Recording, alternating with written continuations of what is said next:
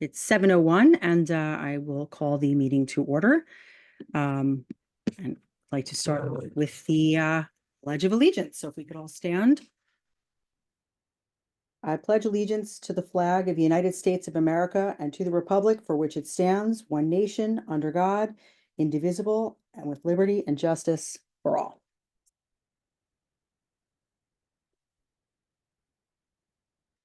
Next item on our list is the consent agenda. I have to double check, but I was going to split the approvals into two as Ms. Behet was not here for the first part of those minutes in order, so should not be voting on them. So I don't know if anybody wants to make a motion, but I'm happy to make a motion to approve the minutes from June 12th, both meetings from June 12th, both meetings from October 17th, October 24th, and October 25th, as well as, I believe it's November 1st and 7th. Do I have a second? Wait, how are you breaking them up? I'm just sort of confused. I was breaking them up into the meetings prior to adding an eighth member versus, after, prior to and after. Okay. Second. Okay, so all in favor? I have to, since we're virtual, I have to ask. Kathleen? Yes. Jen? Oh, you're abstaining, I assume. Jen?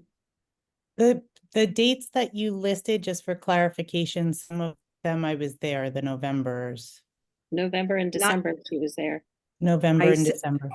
I didn't add, I said November 1st, which I don't think you were there for. Were you there for November 1st? Yeah, everything after the. Okay, that was the only one I added. Okay, do you want to amend your motion? I can amend my motion for the minutes up to, through October 25th. So. Second. Okay. And if you could include November 1st, that was an expulsion hearing. Okay, well, I had that initially, and then, yeah. So then I will remove the amended motion. I'm withdrawing my amended motion, and I'll stick with the initial one through November 1st. Okay. Okay. Kathleen? Yes. Jen? Abstain. Laura? Yes. Sophie? Yes. Wendy? No, I have an Okay. ongoing objection. Thank you, Cody. We Thank need a you, resolution Cody. before we should be voting on these. Thank you. Abstain. You're abstaining. Michael Joseph? Mike? I'm abstaining. I didn't get a chance to, as everybody knows, you might know, I'm down with the flu, so I didn't get a chance to review them. Yes. Okay. These were, coming from, from June through October. So, all right. So they pass with a 503. Did you vote, Right? Karen? Oh, sorry. Myself is a yes.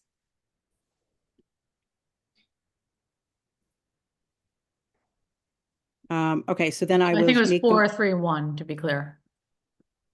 413. 413, sorry. Yeah. 413. Okay. Mhm.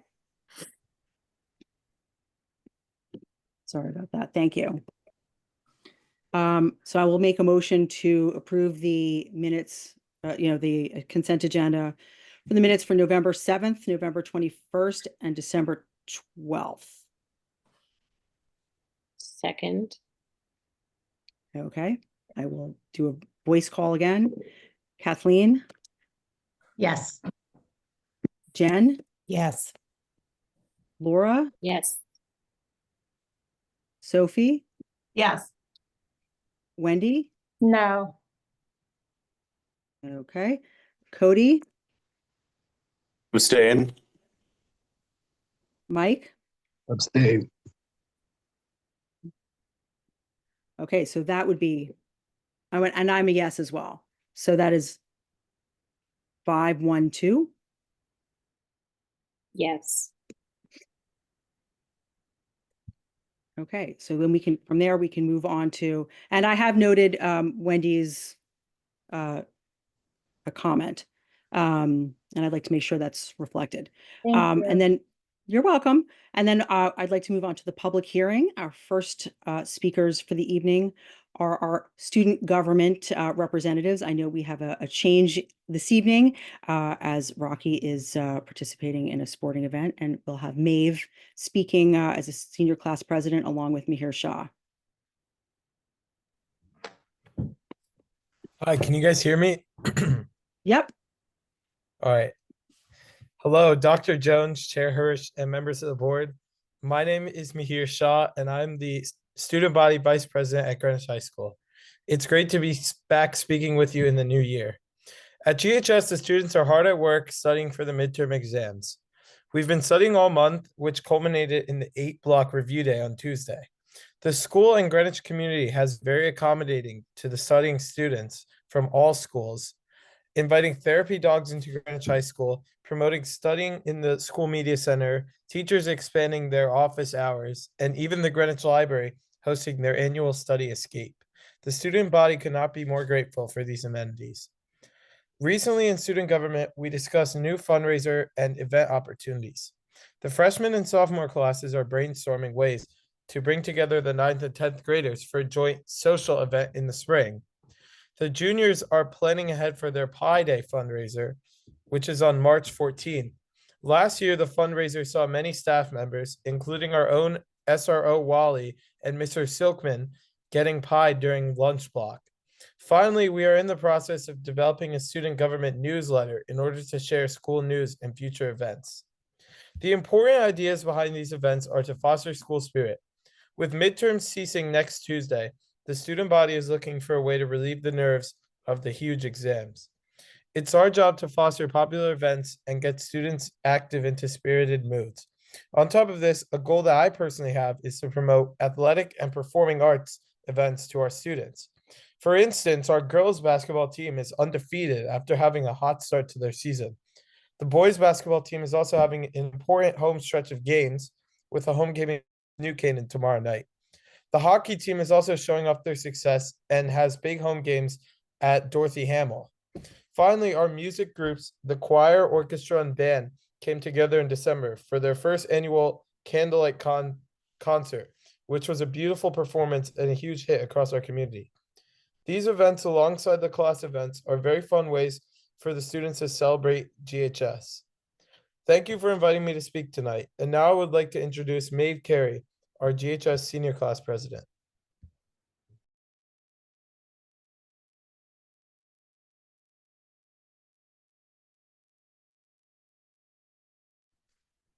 Hi there, can you hear me? Yes, we can hear you. Welcome. Amazing. Well, hi there and good evening, members of the Board of Education, Dr. Jones, and community members. My name is Maeve Carey, and I'm the senior class president at GHS. I'm happy to be here tonight to provide an update on the current activities, needs, and feedback from our student body. First, I'd like to highlight our recent discussions in student government. The senior class has reached a very big milestone, as most college applications have been submitted, and we were recently introduced to the Senior Options Program that we will participate in later this spring.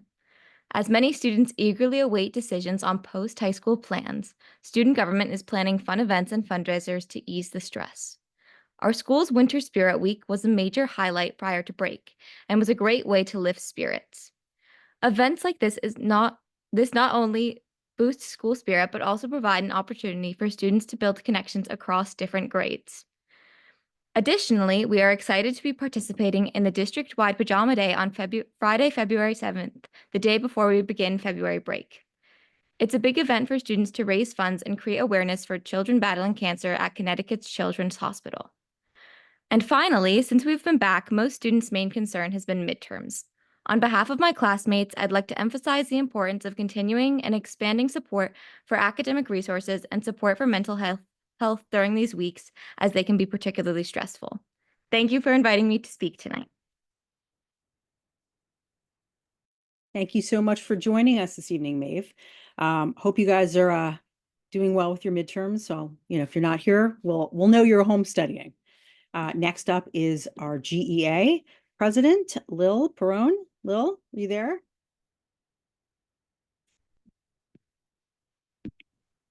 I am here. Welcome. You might hear my dogs in the background. So, all right. So I'm getting tired of saying the same thing.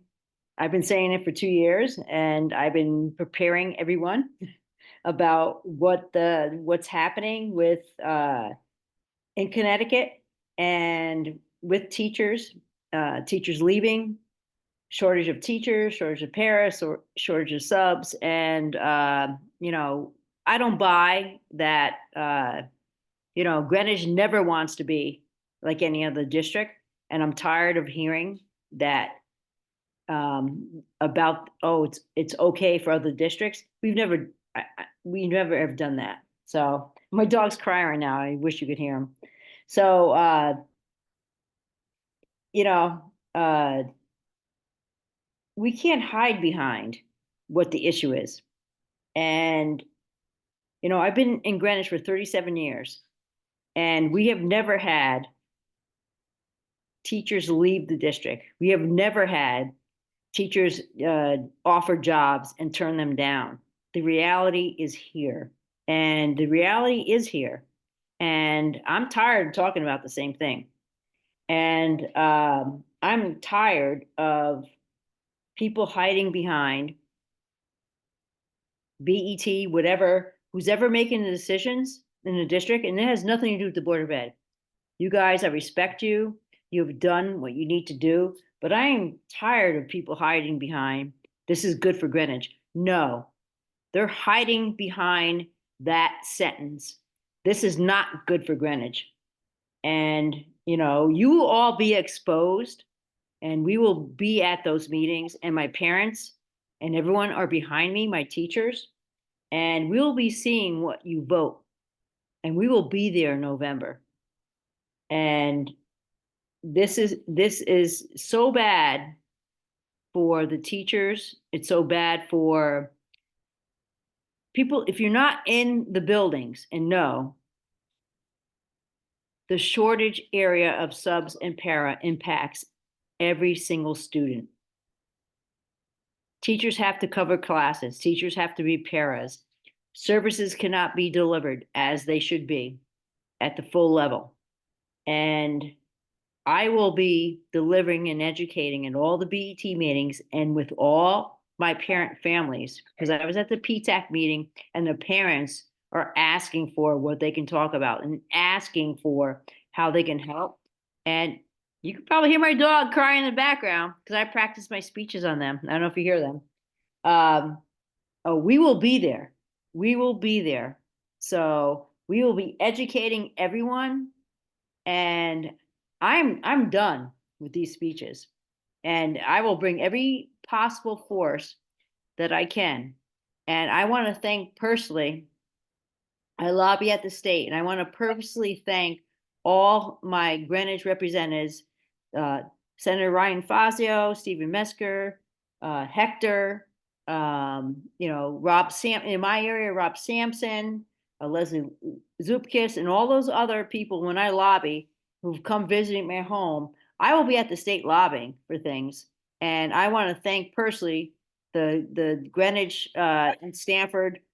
You hear my dog. Thank them all, because they support me, they support Greenwich. And this Connecticut Family Leave was a good thing, but teachers aren't hourly employees. So I know Hector will be working with me at the state level. We're listening. I just want to put it out there for those people that are saying, oh, it's good for Greenwich. I'm going to hold you accountable. That's it. Thank you, Lil. Next up is our PTA Council President, John Fisher.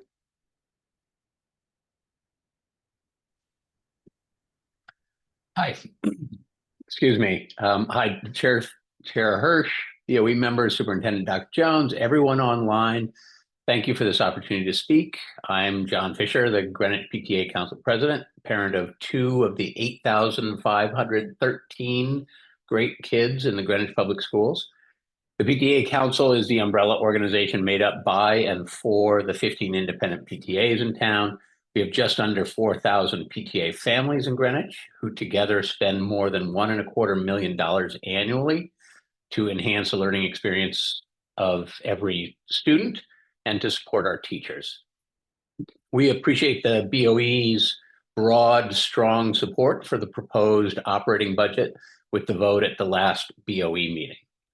Now all eyes and ears and attention shifts to the BET, the 800-pound gorilla in the budget process.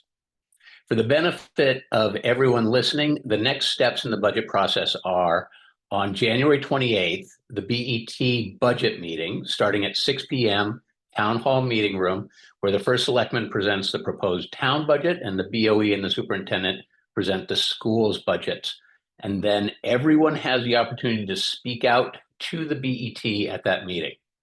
On February 6th, the BET Budget Committee will hold an all-day meeting on the school's budget with lots of detail and Q&A.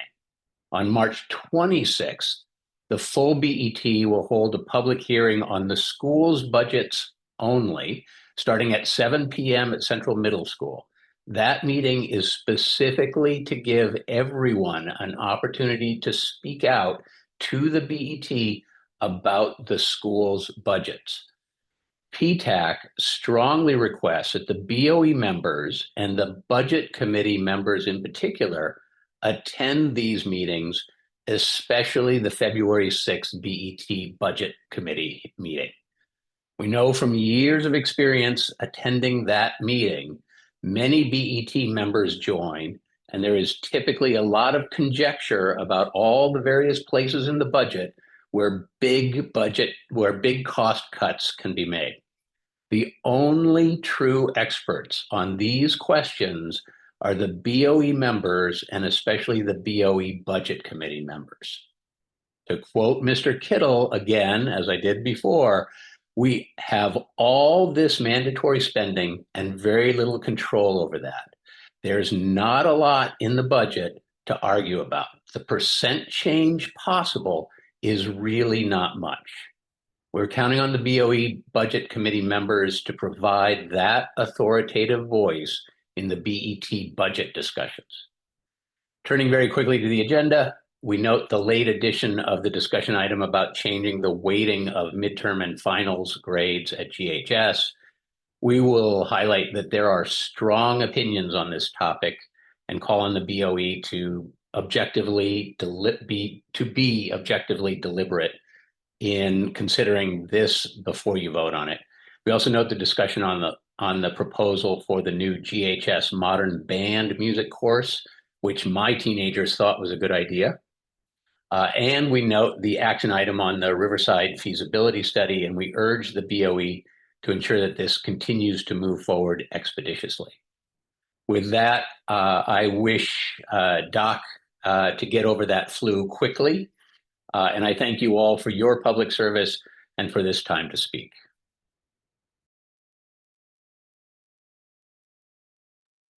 Thank you so much, John. And I will hand this over to Ms. Costin, our secretary, for community comments.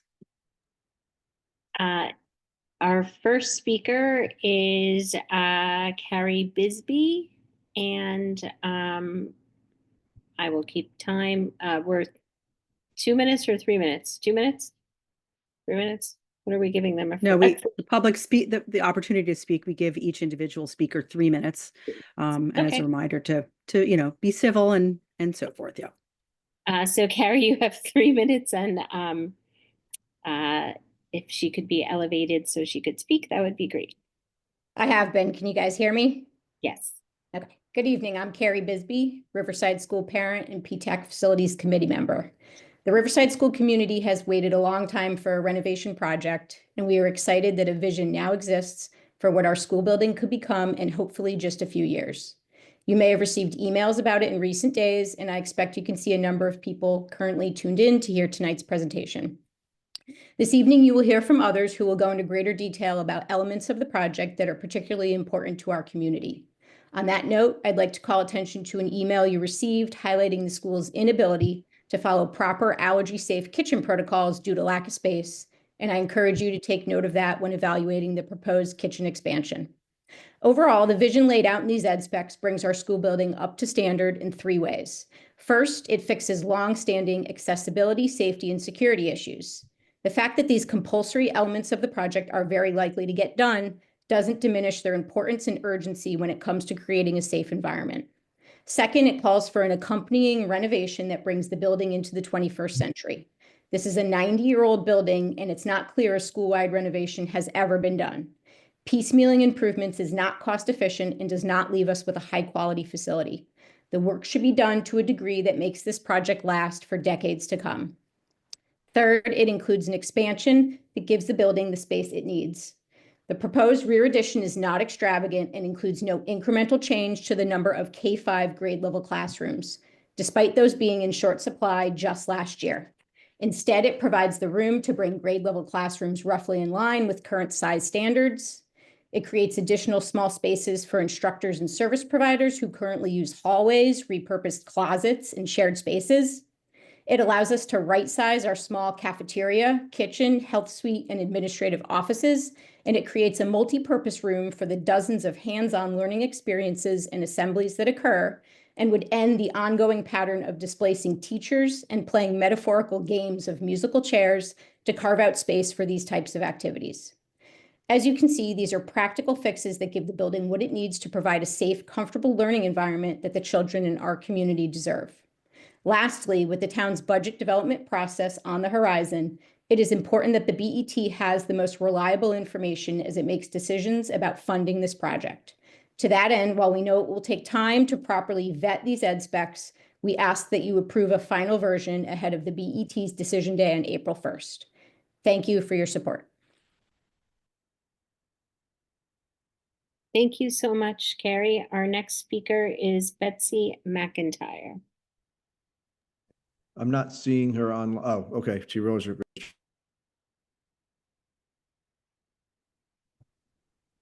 Can you hear me? We hear you. Go ahead. Thank you. Good evening. My name is Betsy McIntyre, and I'm a parent and the PTA co-president at Riverside School. Tonight, I'm here in support of the proposed Riverside renovation plans and specifically want to focus on the need to expand classroom size and our cafeteria and kitchen facilities. Riverside has some of the smallest classrooms in the district, averaging 738 square feet. This figure is significantly below the Connecticut state standard of 850 square feet for grades 1 through 5 and 1,100 square feet for kindergarten. In fact, 80% of all of our classrooms and 100% of our grade 3 through 5 classrooms fall below the state standard for classroom size. To put this in perspective, classrooms of this size hinder collaborative learning, limit flexibility in instructional strategies, and strain our ability to support students with special needs. Furthermore, small, overcrowded spaces can exacerbate the spread of illnesses, a concern we're acutely feeling right now, and create challenges for safe evacuation during emergencies. The proposed renovation plan, while not a perfect solution, will reduce the number of classrooms below the state standards to 35%.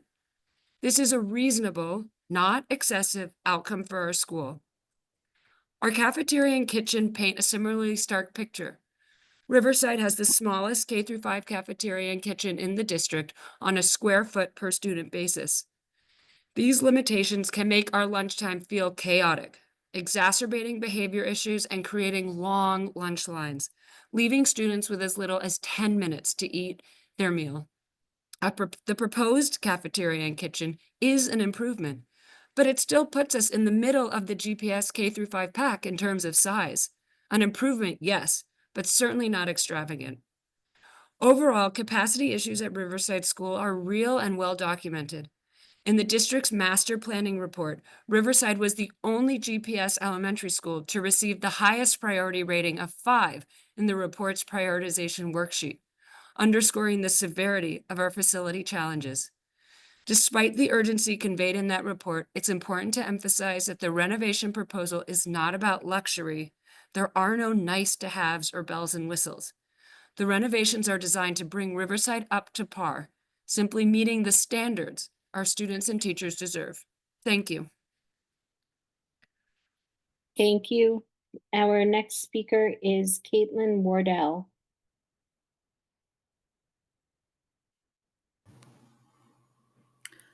Can you hear me? Yes, go ahead. Good evening. My name is Caitlin Wardell. I am a parent of a 6th grader at EMS and a 4th grader at Riverside. I'm here tonight to advocate for the much needed renovation and expansion of Riverside School. Riverside is a gem in the GPS community. People move to Riverside so that their kids can attend Riverside School, and they pay a lot of money and taxes to do so. Last year, my 3rd grade daughter was in a dangerous classroom situation. Dangerous enough so that she and her classmates had to be evacuated at least 7 times from their classroom and learning time to avoid the threat of physical harm, such as being hit with classroom furniture when a child in the class repeatedly became dysregulated. And that's only the times I can verify. Children thrive on routine. Being repeatedly displaced to the hallway, media center, other side of the room, or wherever else those 19 kids were sent was highly disruptive on both an educational and emotional level. Wondering who was going to get hurt next was also degrading of the Riverside and GPS norms, such as be safe and care for self and others. Last year's interim principal, Gordon Beinstein, informed me that other schools in the district have sensory rooms so that when a child is dysregulated, they can be safely removed from the class. However, that is not an option for Riverside because there is no available space for one in our perennially undersized and overcrowded building. The ed specs for the upcoming renovation project include the creation of a sensory room space at Riverside, and I urge you to keep it in these plans. The example I provide from my daughter's class demonstrates how the absence of a space like a sensory room, something other schools in the district now have, is directly impacting our children's education at Riverside. If GPS cannot provide a safe environment for students and one that meets the state of Connecticut's education standards, people will look elsewhere to spend their housing and tax dollars. Thank you. Thank you. Our next speaker is Alyssa Langell.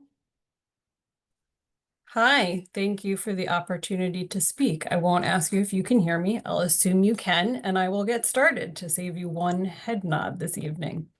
My name is Alyssa Langell, and my son and daughter proudly attend Riverside Elementary School. As a parent and active member of this community through the PTA, I'd like to take this opportunity to educate you more about the severe need for a multi-purpose room as part of the much-needed renovation and expansion of Riverside School's plan that you've been hearing a lot about tonight.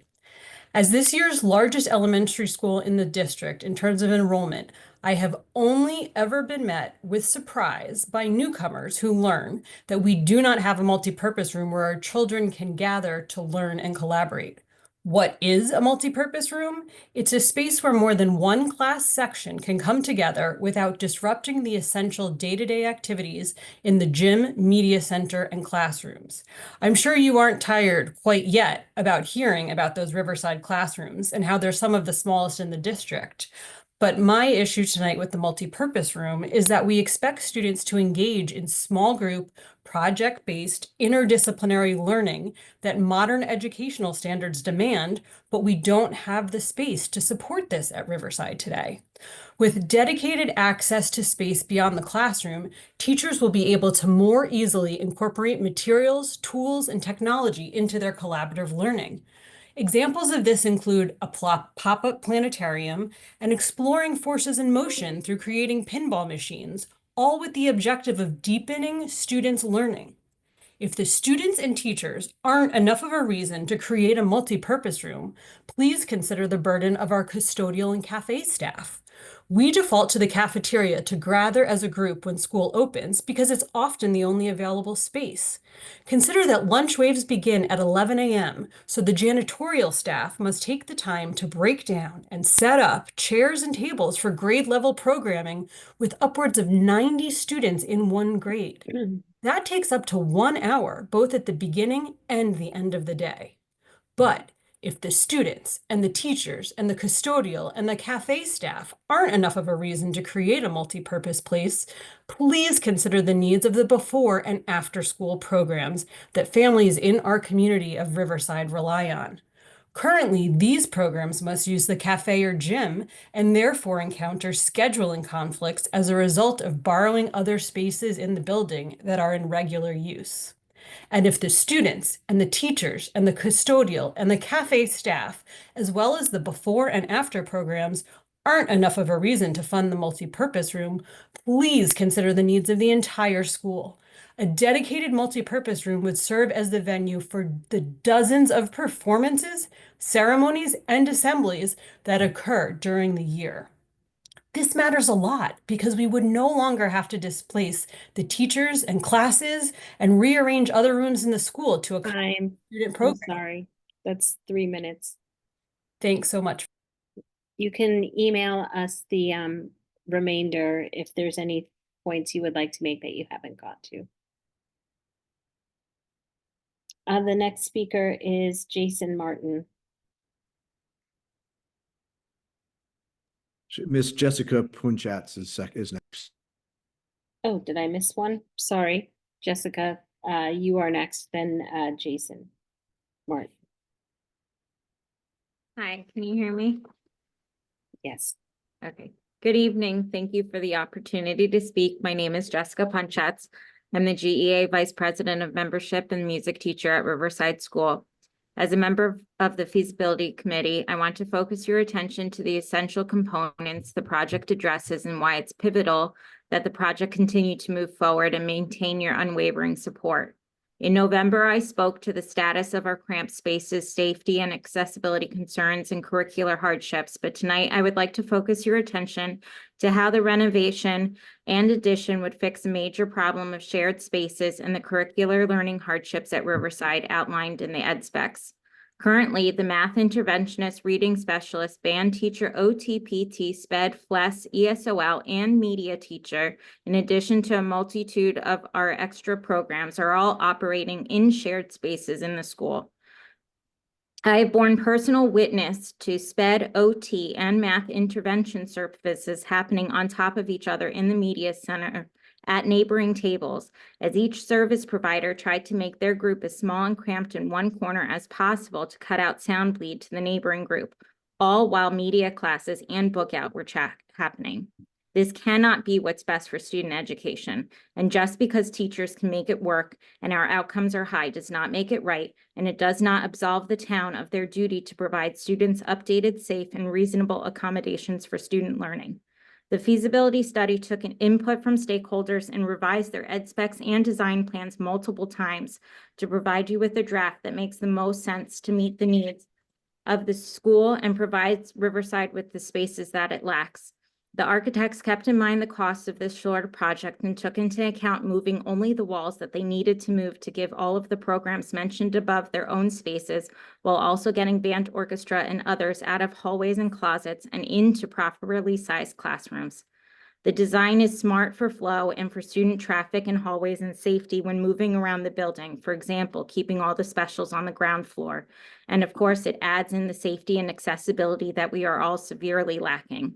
The plan put forward allows for Riverside students to access all areas of the vision of the graduate, not only to just achieve in literacy and math in their homerooms, but to also have the allocated spaces to let their creative genius shine, to move, to express themselves, to get the supports they need in appropriate spaces that are conducive to learning and to be safe. Teachers are working exceptionally hard to work beyond what we have to make sure our students don't feel the inadequacies of this building, but their efforts should be spent elsewhere. I urge you to continue your unwavering support to this project, both to the timeline and funding, so that we can bring it to fruition for our students. Thank you. Thank you. Next is Jason Martin. And I know I saw him there. All right, can you hear me? Gotcha, yes. All right, good evening, members of the board, superintendent, and those in attendance this evening. My name is Jason Martin, and I'm honored to serve as the principal of Riverside School. Tonight, I am here to express my gratitude for the Board of Ed's support of the Riverside renovation and to share my appreciation for the progress made so far, particularly with the thoughtful development of the ed specs. As I shared during my October remarks, the limitations of our current building force constant compromises. This renovation represents an opportunity to eliminate these compromises and provide an environment that fosters excellence across the board. Although I consider myself an experienced principal, this is my first renovation, and I'm genuinely impressed with how inclusive and deliberate the architects have been throughout the process. They have taken the time to listen to every voice in our school, teachers, staff, administrators, and parents, gathering detailed insights to ensure the design meets the unique needs of each role. This level of collaboration has been both refreshing and inspiring, and I'm grateful to be a part of it. What stands out most is the responsiveness and the transparency of the architects. They've been attentive to our concerns and flexible in their approach, carefully balancing the needs of our school community with cost considerations. Their work has demonstrated a commitment to creating a space that will allow each person, whether they are teaching, learning, or supporting, to thrive. From reimagining classroom layouts to addressing critical accessibility concerns, their design solutions reflect an understanding of the challenges we face and a genuine desire to make Riverside School a better place for everyone. I was particularly impressed with the architect's ability to honor the unique character of Riverside while also preparing it for the future. Riverside is a community with a rich history and deep pride in the school, and it is clear that the architects understand and respect this legacy. At the same time, they are designing a space that positions Riverside as a leader in 21st century education, one that will help us attract and retain teachers and families in a competitive educational landscape. While I recognize there are still steps to take before this renovation becomes a reality, please know that I remain wholeheartedly committed in seeing this project through, and I'm super excited. Thank you for your ongoing support and for recognizing the transformative potential of this project. Together, we have the chance to provide Riverside students, teachers, and staff with a space that not only meets their needs, but inspires their best work. Thank you, and let's go Red Hawks. Thank you. Next is Alex Pop. Good evening, Board of Ed members. My name is Alex Pop. I'm a lifetime Greenwich resident, and I've been teaching 26 years at Riverside School. It's been an honor to be on the feasibility committee. Overall, the architect did a masterful job collecting, gathering every idea, every suggestion, every wish that the teachers wanted to see in the new school and incorporating them into a single plan. But it should be noted that the feasibility committee members acted as advisory. Our task was not to prioritize any of the input, and there were no votes taken. So the Board of Ed has the hard job of consuming all the information, digesting it, and filtering in and filtering out what is actually needed for the final draft. There's 3 points that probably need further evaluation. First is the appropriate room size. I've been in my classroom for 26 years. I'm quite pleased with the space. It's 710 square feet. And I think many of my colleagues have the same feeling. Yes, there are classes that are undersized and definitely need fixing. But these ed specs enlarge every general ed classroom by at least 150, 200 square feet. I would be cautious regarding shifting walls around, besides losing the charm and the character of the individual classrooms. My concern is larger classroom space invites larger class sections down the road. More space means more students. For instance, last year's 4th grade class had 26 students in each class. And I worry with a larger class that might be a more common occurrence. The second thing is probably parking. The committee briefly discussed parking, but we weren't tasked with developing a comprehensive plan. And I don't think we actually identified the number of spaces that would be required. But I would guess that the area shown on the plan or the map is significantly underrepresented. And this third thing is, would be cautious about how this project proceeds. This is going to be a multi-year renovation. Some sections of the building will be completely gutted. Therefore, a clear vision of what will happen to the students during the renovation needs to be considered. Thank you for your time. Thank you. Next we have Stephen Bezdek. I see him there, so. Yes, hello. Thank you for giving me the opportunity to speak tonight. I'd like to introduce myself. I'm not just a parent and a community member here at Riverside, though that is my most important job.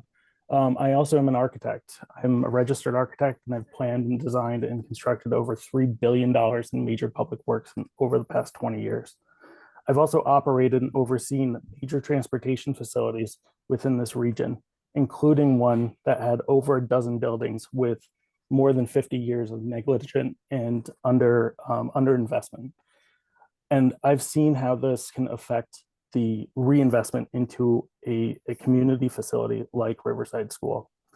First, as a professional, I'd like to also highlight that working with these large public facilities can also create new opportunities for reinvention, not just for the school itself, but also for the public and the community at large. First off, I would like to look at this as a holistic investment. These types of projects can significantly reduce their operation and maintenance over the life cycle of the building. Doing this by looking at this holistically, not just as one component that could be switched in and out or taken out early on in the process to save money on the budget. I'd also like to recommend that this project be looked at for energy efficiency standards, such as LEED building certification, as this would not only increase the energy efficiency of the building, but it would also reduce the overall cost of operating and maintenance for the building. And this would fit well in line with the town's climate action plan. When tackling projects where significant investment had been delayed for a substantial amount of time, in this case over 30 years, there is a substantial need to fully invest in the process. The cost of the project usually comes with a need to carry out a contingency throughout the process to ensure that the project is not scuttled by the discovery of new and challenging issues along the way. This means a commitment that is followed through and is understood holistically by the parents, the teachers, the administrators, the Board of Education, and the other people in the community that are involved. Investment starts at the very beginning of the project, both with an understanding and a comprehensive plan and following through on that plan. This does not mean reacting to one issue or another, but it also means having a holistic plan from the beginning means that you are not finding out new undiscoverable issues later on in the course of the project. Lastly, as I said in the beginning of this is a community resource. Riverside, like many other schools, is a local resource for local families, and it also has other functions throughout the community.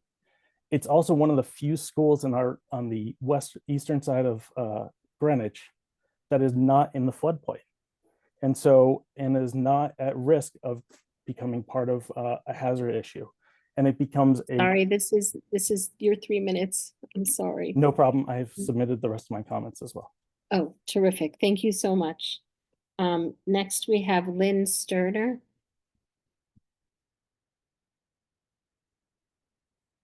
I knew I saw her. You can go ahead. Hello.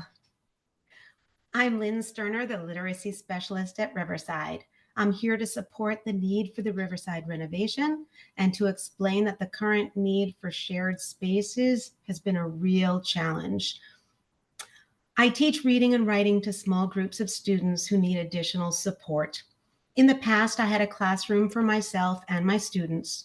This was my students' quiet and safe space where they could ask questions freely, take reading and writing risks without judgment, and use multisensory activities which were often fun, active, and loud, such as acting out an event to think about and experience how a character is feeling. This atmosphere helped ensure growth in student confidence and more risk-taking, which brought about improvement and then even more confidence. This positive cycle has helped many intervention students flourish. Unfortunately, due to other students' needs and space allocations in the school, I now must share a smaller room with the math interventionist with less storage space and less wall space for my reference charts. These easily accessible charts are a must for students who need additional review and practice of reading or spelling skills. Having to give up crucial wall space has been challenging since out of sight, out of mind became apparent without some of these visual supports. In this new smaller space, even though everyone tries to be quiet, intervention students often get distracted from the other teacher or group in the space, which isn't optimal. Distraction often requires teacher redirection, which replaces valuable teaching time. I also coordinate Riverside's Reading Champions Fluency Volunteer Program. Trying to find quiet spots for the tutors to work with their students has also been a real challenge. This year, I must go upstairs and unlock the band room and the social workers room for the tutors anytime those spaces are available. I prefer not to use the social workers room since it houses confidential documents, but since there's no other place in the building for the tutors to use, I have to make sure all confidential materials are locked away. Again, not optimal, but Reading Champions is trying to make it work until a more designated area such as a multi-purpose room is built. Riverside is making the best of this current situation, but knowing how different my groups and Reading Champions can run with our own private spaces makes me determined and excited about this important renovation. The feasibility study to draft building design plans fixes my and so many other space problems we run into at Riverside. Let's move forward with this crucial project. Thank you for the opportunity to speak this evening. Thank you so much. Our next speaker is Janet McMahon.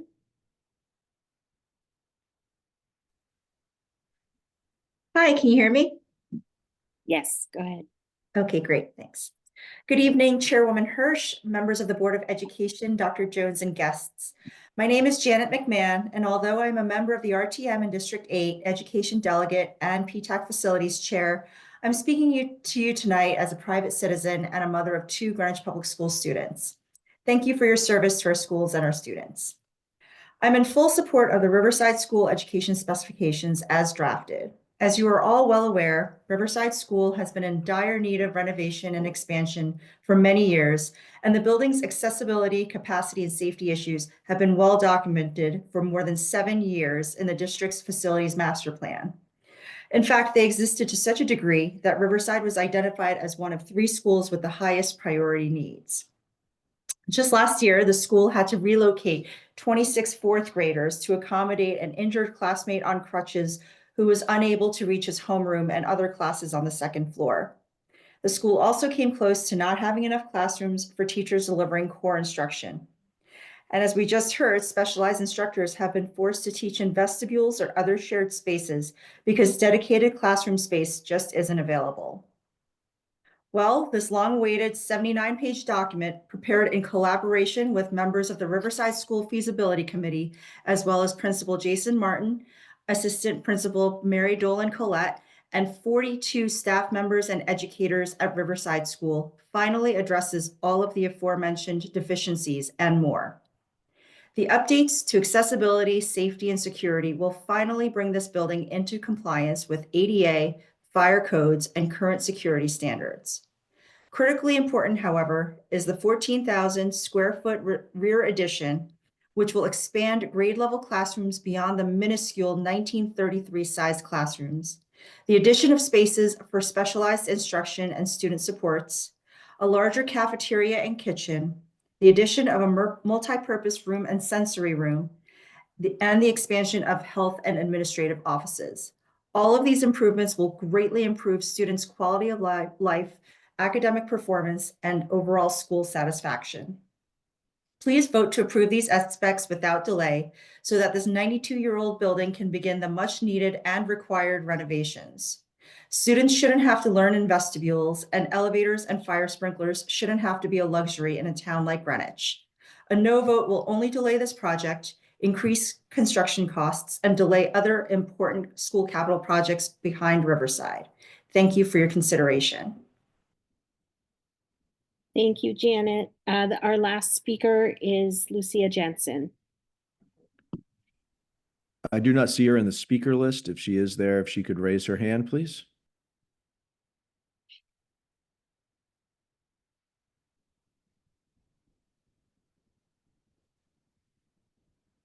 She's raised her hand.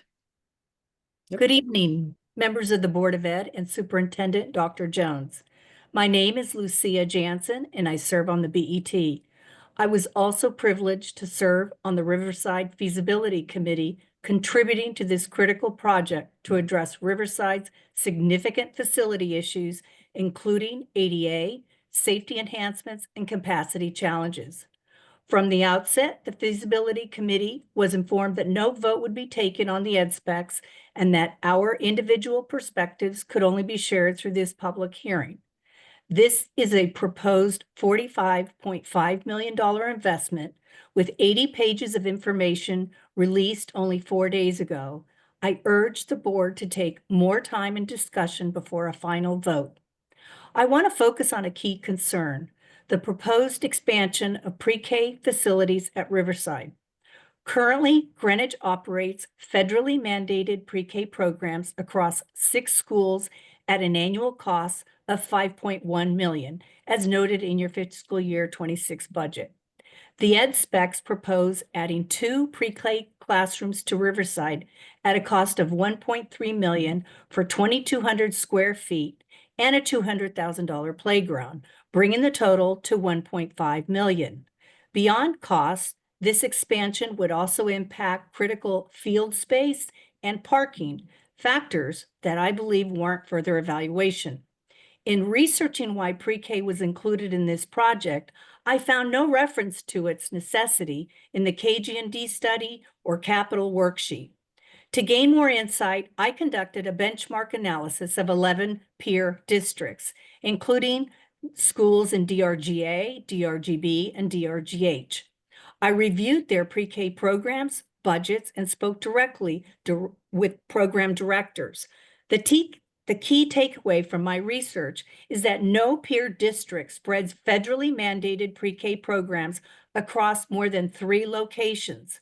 In fact, many districts centralize these programs to optimize specialized resources like speech, occupational, and physical therapists. Here are some examples. Trumbull, with 280 students, operates from a single facility. Stanford serves 304 pre-K students in 1 facility. West Hartford serves 294 students across 2 buildings. And Fairfield serves 256 students in 1 main location and 2 small satellites. In contrast, Greenwich, with enrollment of 270 students, already operates pre-K in 6 schools, including Old Greenwich, Coscob, and Julian Curtis, each just minutes from Riverside.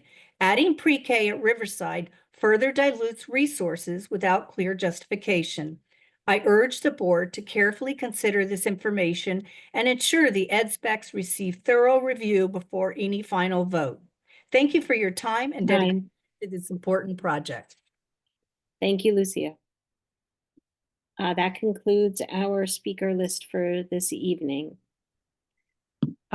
So I would like to make a motion to move up our 1 action item for the evening, the Riverside School feasibility presentation and discussion as prior to the discussion items on our agenda, as we have a significant number of individuals here to give this presentation. I'd happy to second that. Makes sense. Okay. So I guess if that's the case, I'll just verbally ask for a vote to move that up. Kathleen? Yes. Jen? Yes. Laura? Yes. Sophie? Yes. Wendy? Yes. Michael Joseph? Yes. And Cody, is he still here? Or did he have to drop off? I think Cody had to drop off. So that's a 7-0. So I'd like to move that up. Karen, And you have to state your vote. Oh, and my vote, sorry, is yes. I keep forgetting that I haven't voted myself. So that's a 7-0 to move it up. With that, just that gives an opportunity for those who are making the presentation to prepare, but we'll next move on to monthly reports. And I'm starting with the superintendent's report. Just for a couple of items tonight. First of all, if you remember at our last meeting, we had some public comment that was about the basketball floor. And I just want to take a moment to say thank you to our facilities team who really stayed on it. And we had great contractors working over the break. We got back on the floor early. And again, just, thank you to Dan Watts and his entire team for staying on top of that. Also to our athletic director, Pete Giorgio, who communicated with families. And we got a lovely note from all of them. Just they were so thrilled to be back on the floor. I do want to also just reiterate that just over a week, January 28th, we will be presenting the Board of Ed's budget to the BET. And the schedule for that evening is 6 o'clock. The first selectman does the town budget. 6:30, the Board of Ed will present your budget. And then at 7 o'clock is when the actual public comment or public hearing will start. So our parents have been very, very interested in it. If you're watching what's going on around the state of Connecticut, budget is a big topic for everybody this year, and a lot of the same challenges as far as budget pressures from transportation to, these same areas that we talk about. I also, just a reminder, we're out of school on Monday. So if it really does snow 4 to 6 inches, you can sleep in and then play in the snow, which will be wonderful. But that's what they're saying as of today. We may have a big snow. And last but not least, I just want to update, also had a wonderful meeting with Jen Bensavengo today as we're looking at the first set of phasing that will happen in that building this summer, starting with art and music. And then in the summer, they also will have both of their playgrounds that will go in. We just did another letter for the state today on that. So OG is moving ahead and very, very exciting to have all these shovels in the ground and celebrations of these projects that are getting completed. Thank you. Thank you, Dr. Jones. I'll move on to reports of officers, committees, and liaisons. Does anybody have a report? Ms. Costin? I would just like to say that the Distinguished Teacher Awards Committee has been meeting, and we are soliciting nominations for outstanding educators in the district. It is one of my favorite committees to be on. We have such amazing educators. So please, if you have an educator you love in the district, please think about nominating them so they can be recognized. Packets are due at the beginning of March, so you still have plenty of time. And as far as the CMS Building Committee, I would just like to report, I drove by CMS on my way home from shopping, and I did see some trucks out on the field. So they're mobilizing, and we're so thrilled to see that project moving ahead. So that's all I've got for today. Thank you. Does anybody else have a committee or liaison report that they'd like to give? Ms. Stowe. Yeah, just real fast. The Greenwich Alliance for Education, all's well, good things going on there, but I just want to specifically point out February 28th, save your dates. That's for the trivia challenge. So start gathering your table. Okay. Mike? I do think this is the year that we finally compete in that as a Board of Ed. I feel confident in our ability here. The policy committee met yesterday. We continue to make progress on an artificial intelligence draft policy. We hope to bring that to the full board next month. We also reviewed our current policy around political activity on school grounds. That was a source of some conversation in the fall, and particularly around the homecoming game, which is an annual exception to that rule, where we have municipal candidates allowed to campaign at the football game. And we were unable to make a decision as a committee. So we're going to be bringing suggested revisions to that policy to the full board next month as well. Okay, are there any other committees that would like to report? No, Ms. Behet? Although this isn't a committee report, I'd like to share some observations. I've had the pleasure of visiting 8 schools already, and 2 of them alongside Ms. Coven. And I'd like to thank those administrators who took time out of their busy schedule to meet with me and us at times. Each school was unique with their own successes and challenges. Illustrations of their own vibrant school communities and climate of the building. And I could speak endlessly on each one of them so far. But nope, don't worry, I won't tonight. Although each school was special in its own right, commonality surfaced, and each school had engaged students working with engaged professionals, showcases of student learning and achievement, and personal connections between administrators and students. There were lots of high fives in the hallway and in the classroom, and there was just great collaboration across the buildings and with central office as well. So I just wanted to say, keep up the great work and thank you for all that you do for our children. And I look forward to visiting the remaining schools soon. Thank you. It's always nice to get positive feedback on what's going on in our schools. So thank you for sharing that with us. One last call for any committee updates. Okay, if not, then I'd like to move on to our action item for this evening, which I can ask our committee member, Sophie Coven, if you'd like to put it on the table for us.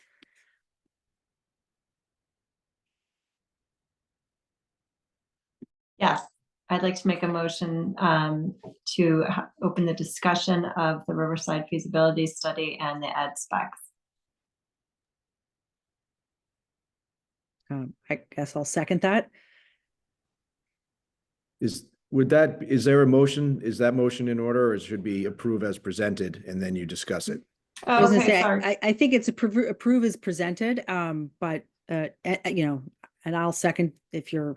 Okay, yes, I'll make a motion to approve as presented the ed specs for Riverside School. And I'll second that with just as a note to members new and old who haven't been through this. It doesn't necessarily mean that we have to approve them this evening. We can certainly have that after our discussion as to if we're going to vote on them tonight or table them for our next meeting, as this is our first viewing of them. So I will reach out to each one of you to verbally. Ms. Behet. I'm sorry, Karen, can you just repeat? Oh, no, I'm not making the motion. I'm just opening it for discussion. I'm so sorry. This is what happens when you're on all sorts of antibiotics. Mike has the flu and I have strep throat. So it's all sorts of joy over here. I'm sorry. in Zoom land. So I'll just hand this over to Dr. Jones and Ms. Coven and our architects. And then come back to me because I do have a question. Yeah, and I'm going to actually turn it over right away to Lisa Yates, who has a presentation for us first, 15-20 minute overview, so everybody knows what it is. So Lisa, it's all yours if you want to introduce your team. Absolutely. Thank you, Dr. Jones. Let me share screen and make sure that you can all see. And I have this set up so I can zoom in, but it's as large as possible. So with me, I am Lisa Yates. I am an architect from Antonazzi Associates. With me this evening, I also have Fran DiFiore from CSG. She's an educational specialist, and she was the seminal part of our team in writing the educational specs. Because this is a shorter presentation, she's here to answer your sort of education-related questions as they come up. We also have with us Rick Cuxera from Construction Cost Estimates to walk us in greater detail through his estimate for the associated project with the ed specs. And so tonight, as I heard mentioned, first of all, I'm blown away by the public response, and in particular, how obvious it was that this document has been read. And that's just great. And it is a 79-page document, and I am not presenting all 79 pages of it this evening. I have everything available. If anybody has questions, I can bring those up, but I'm going to try to focus on the key points for discussion. And so this is, you know, just our introduction. And on the left here is a list of our feasibility committee. We met, I think, 6 times over the fall. As it was mentioned earlier, it's not a voting committee, but they provided a lot of valuable insight. In addition, Fran and Patty, one of the members of our office, spent a full day with staff and teachers at Riverside, asking them questions about every single department. And we isolated some particular goals, which I have listed on this side. This is, I'm not going to take us through all of the text of the educational specs just because of time, but I encourage us to you know, let me know if there's an issue. I'm going to go through some of these. And a lot of these have been mentioned. Security and accessibility improvements are mandatory. The existing facility is cramped. In particular, classroom sizes are on the small side. The cafeteria, in addition to being small, we noticed a serious issue with flow in and out of the cafeteria, because it's not just the size of the room where you're eating, it's how fast can you move through the line. That's what reduces your lunch window. Yeah, the core classroom issue was particularly more smaller classrooms were on the 2nd floor. And as happens with a lot of elementary schools now, I'm seeing, I do a lot of elementary schools, and we see a lot of this. Older schools do not have these sort of right size, smaller spaces for resource rooms and special education. And and also we have more staff in the school today, so we need more space for the staff and for the students. And then the traffic flow. And I'm just gonna see if there are any. So this turns into a series of goals. We looked throughout this. We are looking at a 473 student enrollment capacity, which includes 30 pre-K, which I'll show you in the plan. Security is key. The way you walk through the front door of this building is difficult. It's difficult to keep it secure. You have large windows everywhere. We have to watch the perimeter. You need new MEP, mechanical, electrical, and plumbing systems. This building will require sprinklers. I don't think that's on this page, but that's an issue for sure. Updating the building for the 21st century is very key. The new electrical systems and infrastructure. When I get into the existing plans, I want to point out, try to remember to point out, I've never seen a school that has your main electrical service in a teacher entrance. I'm going to go right into the matrix. When I go through the plans, and actually when you read the educational specifications, there's a project scope section, which is more technical and talks about the building. And when Rick talks, he's responding to those scope items, and they also sort of come out when I'm gonna present the plans to you as well. But first, we're gonna go through the way that we looked at the sizes of spaces in the building. So on this left-hand column, when Fran and Patty met with everybody, we came back with what we're calling an ideal area for each space. And this is commonly how we start. And many times it ends up with sort of an inflated school, really a lot of space. And then we did a comparison against the existing areas, because this is a renovation. You know, it's not so blue sky for how you're laying out the rooms. And then these proposed areas are what is reflected in the plans that we're showing you tonight. And we were really trying to find a happy medium, because you know you have to start with your ideal goals, because otherwise we're not going to know what you really want. But at the same time, we really want this to be a successful, real constructed project. And in order to have that happen, the overall size of the school has to be reasonable. And, size is the single biggest thing that's going to impact the budget. So these are your academic core classrooms. You can see the ideal 850 square foot class size. And these vary, but on the plans, we've called out the square foot size of each proposed room. And we also have included the multi-purpose classroom that was mentioned earlier. The math and reading intervention are separated. We have FELS and native Spanish classroom, ESOL, they're separate spaces. And then we have the advanced learning for ELA and math and science. And then the next two departments, we have special education and student support.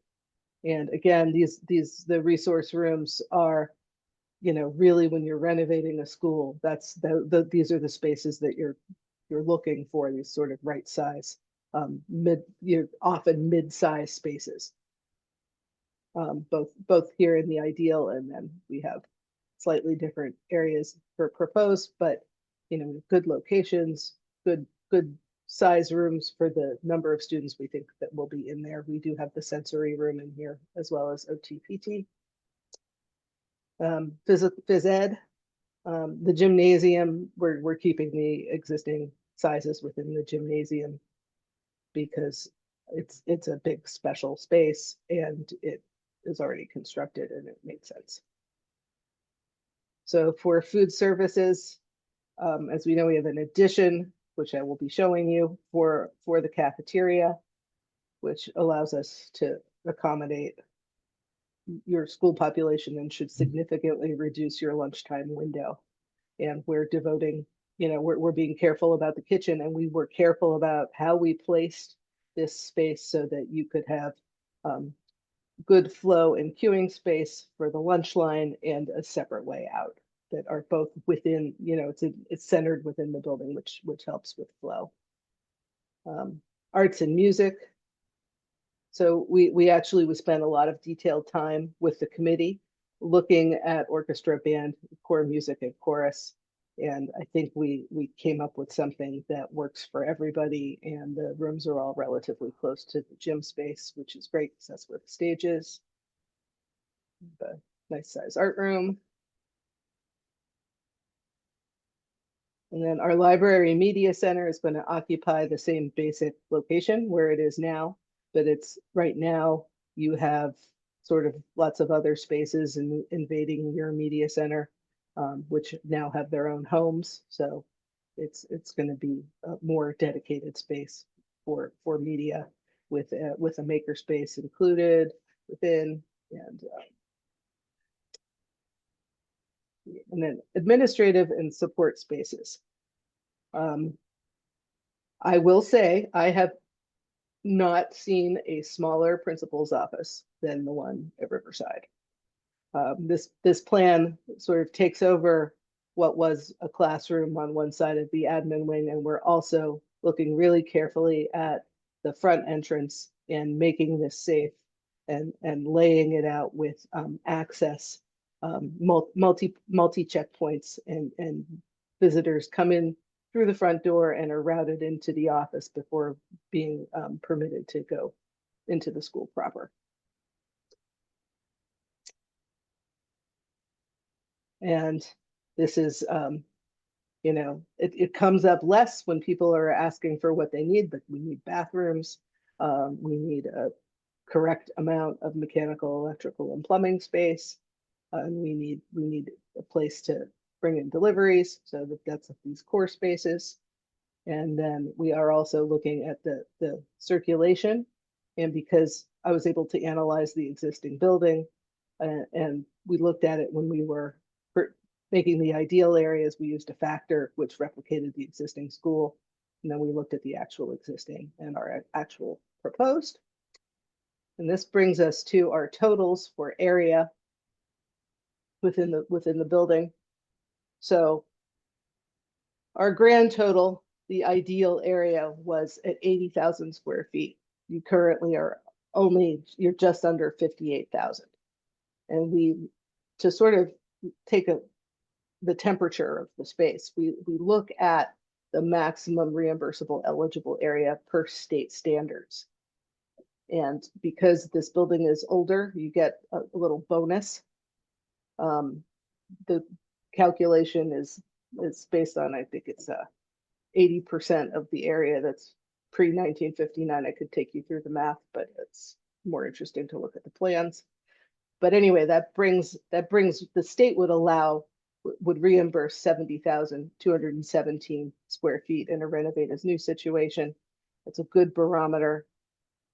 The ideal area was almost 10,000 square feet over that. So when we looked at the plan, and there are actually also reasons involving the way the site is laid out to sort of tighten our additions and to be more compact and to try to be really efficient.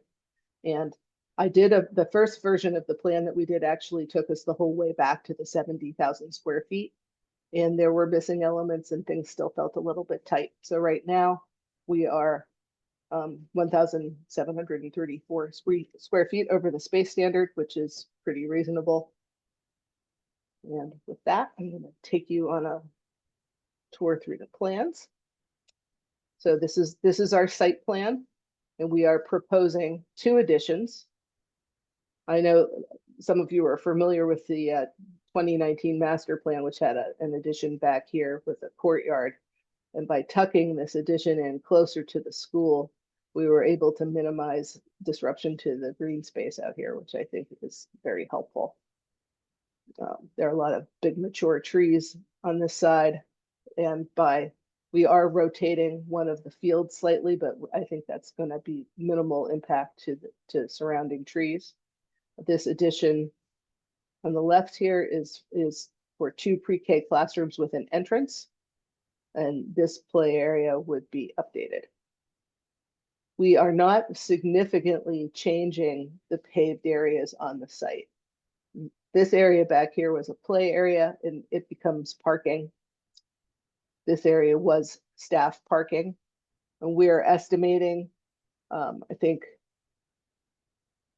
between the new plan and the old plan, both of them are around 118 parking spaces.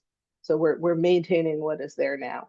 Additionally, upon finding out that you have one bus, the bus stops over here and isn't currently using this lane. We're looking at making sure that this lane can work as a parent drop-off a little bit, hopefully more efficiently than it does right now. We're going to take a look at the curbs. It might get slightly wider, just wide enough for a drop-off with the capability to pass a car that's off to the right. There's connection between these 2 parking areas. We're proposing a gate in this area because we understand that there's a lot of confluence of traffic in this area during drop-off and pickup times. And this way, if you come in this way, you have to leave this way, which will help the speed of this queue.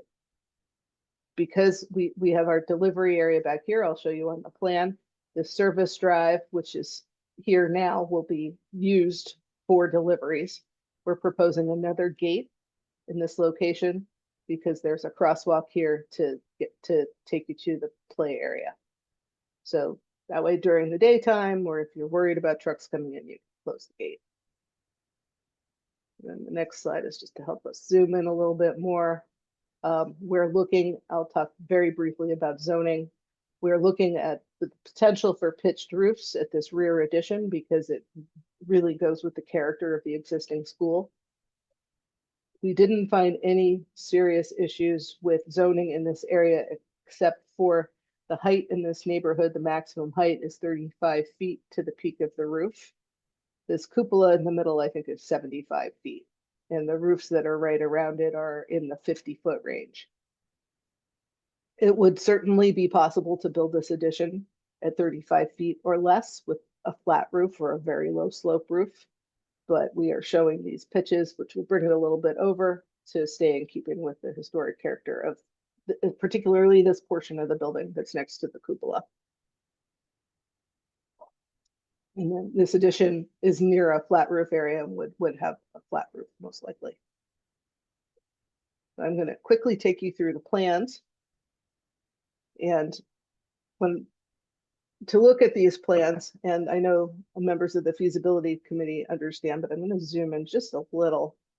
When you see, you know, the line work underneath the color, that's you know, possible demolition of these walls. This happens to be the main office, so we might, you know, keep a little bit of one wall or the other, but, you know, to expand this second grade classroom, for instance, we're removing one wall. And then the red lines sort of indicate new walls. I'll take you sort of around, well, we'll take you in the front. So the first step here is to secure your front entrance. And the way that we will do this, you have a vestibule wall here. If we relocate it closer to the corridor, you're able to have this access path through the main office. And you can see we're expanding the main office to both sides and taking care of the nurse as well. And then coming right through, you have the cafeteria is right here. And the way this works, you have the kitchen, which is right next to receiving and facilities. So it's easier to bring in food, but students come here. This hallway is a queuing space. You can come in and then you'll be right next to a double servery line. We always like to see a double line because it increases the flow of students through the space. Usually one of them is cold and one of them is hot. The one closer to the kitchen would be a hot line. And then the cafeteria is amply sized and you have a separate exit. And also it's centrally located within the school. Our kindergarten is concentrated over on this side next to the pre-K. This blue, these are their music programs. We're trying to keep the grade levels together, and where you can see, I'll zoom in a little bit so you can see the square footages of the spaces for the classrooms are more in keeping with ideal classroom sizes. And we really focused on that for the core classrooms, most especially for the you know, the grade level classrooms. And here's our sensory space, OTPT, multi-purpose room. We put reading intervention next to the media center for obvious reasons. We have an art classroom on the first floor. Special ed. Take you upstairs quickly. Oh, this is, you know, as I mentioned before, the gymnasium is, you know, it's adequately sized and I won't say that we're making no changes. There will be MEP upgrades, and I think Rick, you'll talk about, we're replacing the glass block windows. There are some new windows and some old windows, so we're keeping the new ones and getting rid of the old ones. This is the second floor. So this is that addition again on the second floor. It's a little bit harder to read because you have so much roof, right? But there's an older, above the gym, there's an older, there used to be showers up here. There actually still are showers up here that haven't worked in a long time. So we're taking this space for mechanical and building storage. This addition, so everything above this line, enabled us to really make classroom sizes work on the upper floors. It was trickier to get good classroom sizes on the second floor than it was on the first floor. And so we have fifth grade is on this side, third grade is on this side. One of the things that we're doing that helps control costs by being less invasive to the building, we're keeping these toilet rooms on both floors in the same basic location, and they were recently renovated. So we're going to look at the entrances, which don't have ADA compliant clearances at the doors. But the toilet rooms themselves, this plan is actually a little bit older. There are already ADA stalls in there. And then one thing I didn't mention yet, the building has beautiful terrazzo in the corridors. For this reason, and also just because it makes construction sense, we really prioritized maintaining corridor locations throughout the building. So we're moving walls, but we're not moving corridor walls very much at all. And again, up here we have resource spaces that are right-sized, dispersed throughout the second floor. And then back to size. Our roof plan, again, you can see clearly where the proposed additions are and how they tie into the roof. I will very quickly take you through your existing plans. You know your building well, but this was the thing I wanted to mention that shocked me when we first toured the building. That you have electrical panels back here, and this is, you know, if you're a teacher, you park in the back, and this is how you come into the building in the morning. And then again, you see that the classroom sizes are small, and that you have lots of you're moving your sped into the media center because that's where you had space. And then your kitchen, this should say cafeteria. Anyway, this flow over here is sort of like a dead end, and it was really problematic. We were there at lunchtime one day, and we could really see it in action. And then I'm gonna go. I don't even have to dwell on these very much, just to show you small classrooms, right? 713 to 722 square feet. And then your existing roof plan. And Rick, with that, I would ask you to, I have these, I think 3 slides, but I think you may want to steal the screen because you have a lot of background information, but I'll let you walk us through these and I'll advance this for you. All right, I'll do that right now. Let me share. You cannot share. Yeah, you'll. If I stop, you can. Before I hand it over, because I blew up the sizes of these numbers. Your total cost is $45.5 million, and that's based on your total construction cost plus your soft costs. And now I will stop so you can start. Okay. Okay.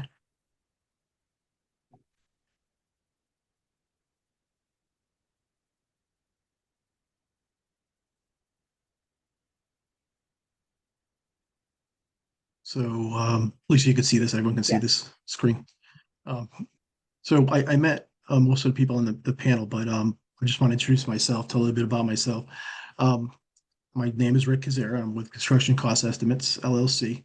I've been in the industry for 35 years, cost estimating and pre-construction, and I've held many leadership roles at top CEM firms in New England, like Gilbane and Turner. I've worked there most of my career. Most of my career has been in the K through 12 industry, probably 90%, which equates to almost $2 billion worth of construction school projects and pre-construction. So I'm older, so I've seen a lot. And the last project that I was on Greenwich was the Greenwich High School renovation project with Turner. So I was really happy to hear from Lisa when she asked me to help her with the estimating on this project. A little bit about how we put together the estimate. Antonazzi and Lisa and their group put together a really good package. They really go to the next level. I work with other architects, and I just want to say that there's a lot of information that we get, and that's most important when you put the budget together and test the original budget and benchmark it and make sure you're correct going forward, because there's nothing that creates a more successful project coming out of pre-con than a certainty of cost. So it's really refreshing when I have an architect that really goes the next level too with the documentation. We take those documents and we take off what we can. What we can't take off, what's not developed on those drawings, we lay out from other school projects that we've done, similar size and scope.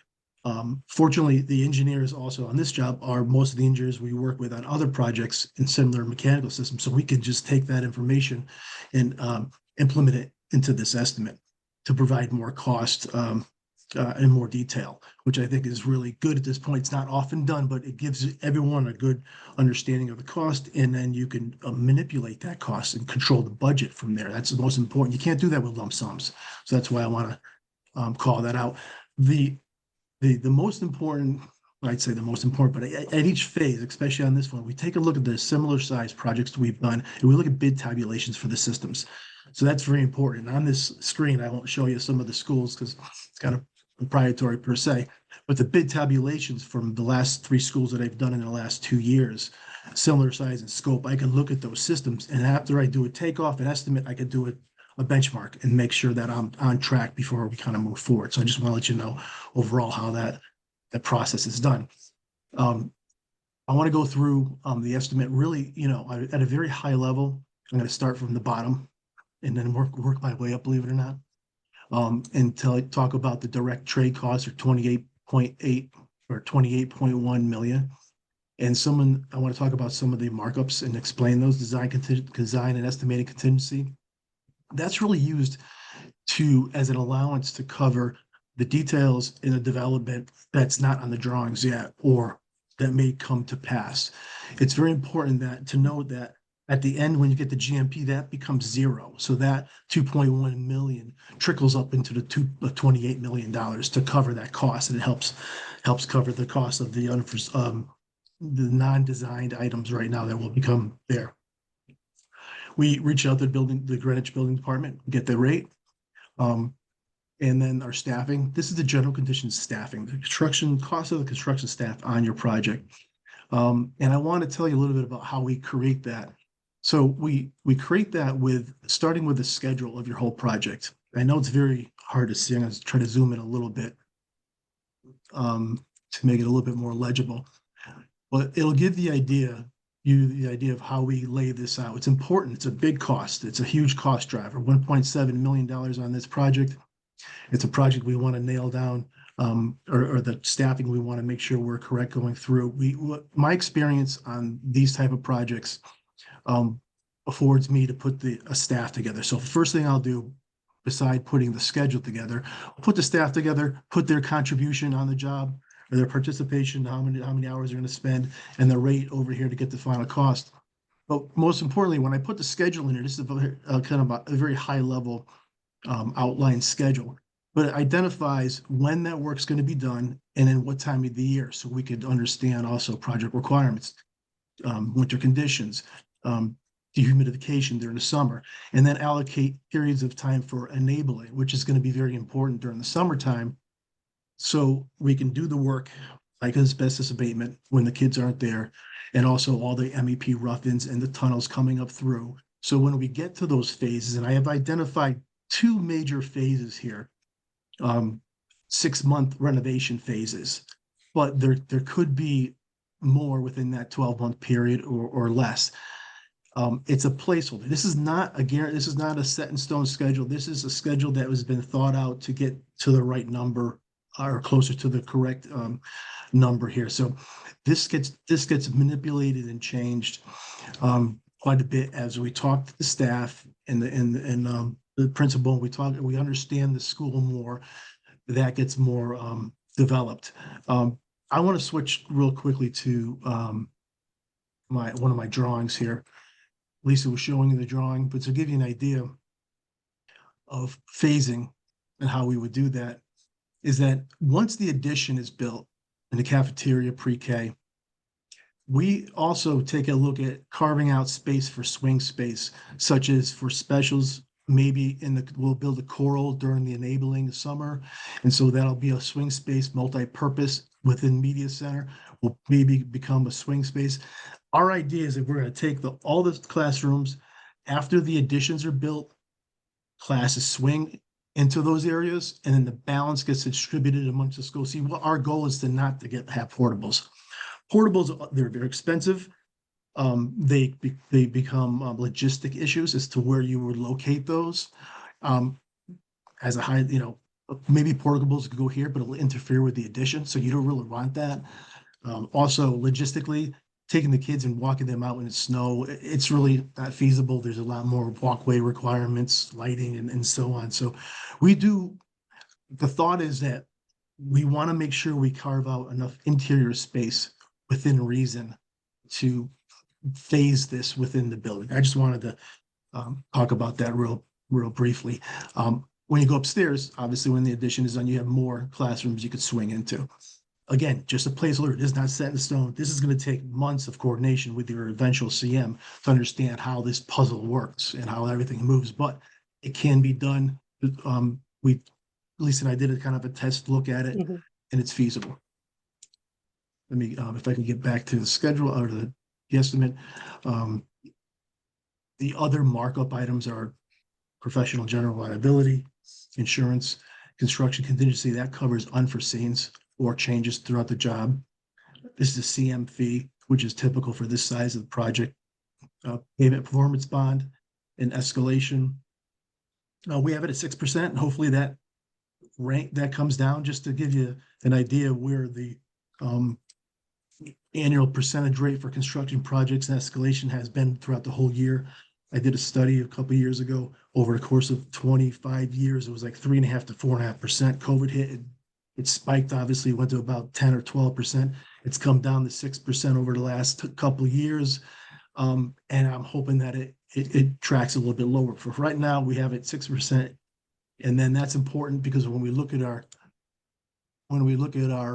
schedule, we understand when that's going to start. So you understand how many months you got to carry for escalation. That was another point of doing the rough schedule. Pre-construction estimates and also management and investigations and constructability reviews, and that's all in that $100,000. So when you get to the bottom line, it's 38.8 million, and that's where we come up with the costs in the total construction costs. As Lisa had mentioned before, we allocated 17% for soft cost. We have a list of items here that typically includes, and that number is a good number. And I've tested that over a course of 3 different projects, and it's right in line with it. What that does is that gives you a good owner's contingency as well. There are some that tracked a little lower, but the owner contingency was much lower. So it was kind of, one of those things that they decided to be more risky. But this is a good, especially in renovation of an occupied especially in building. good point. Yes. Good point.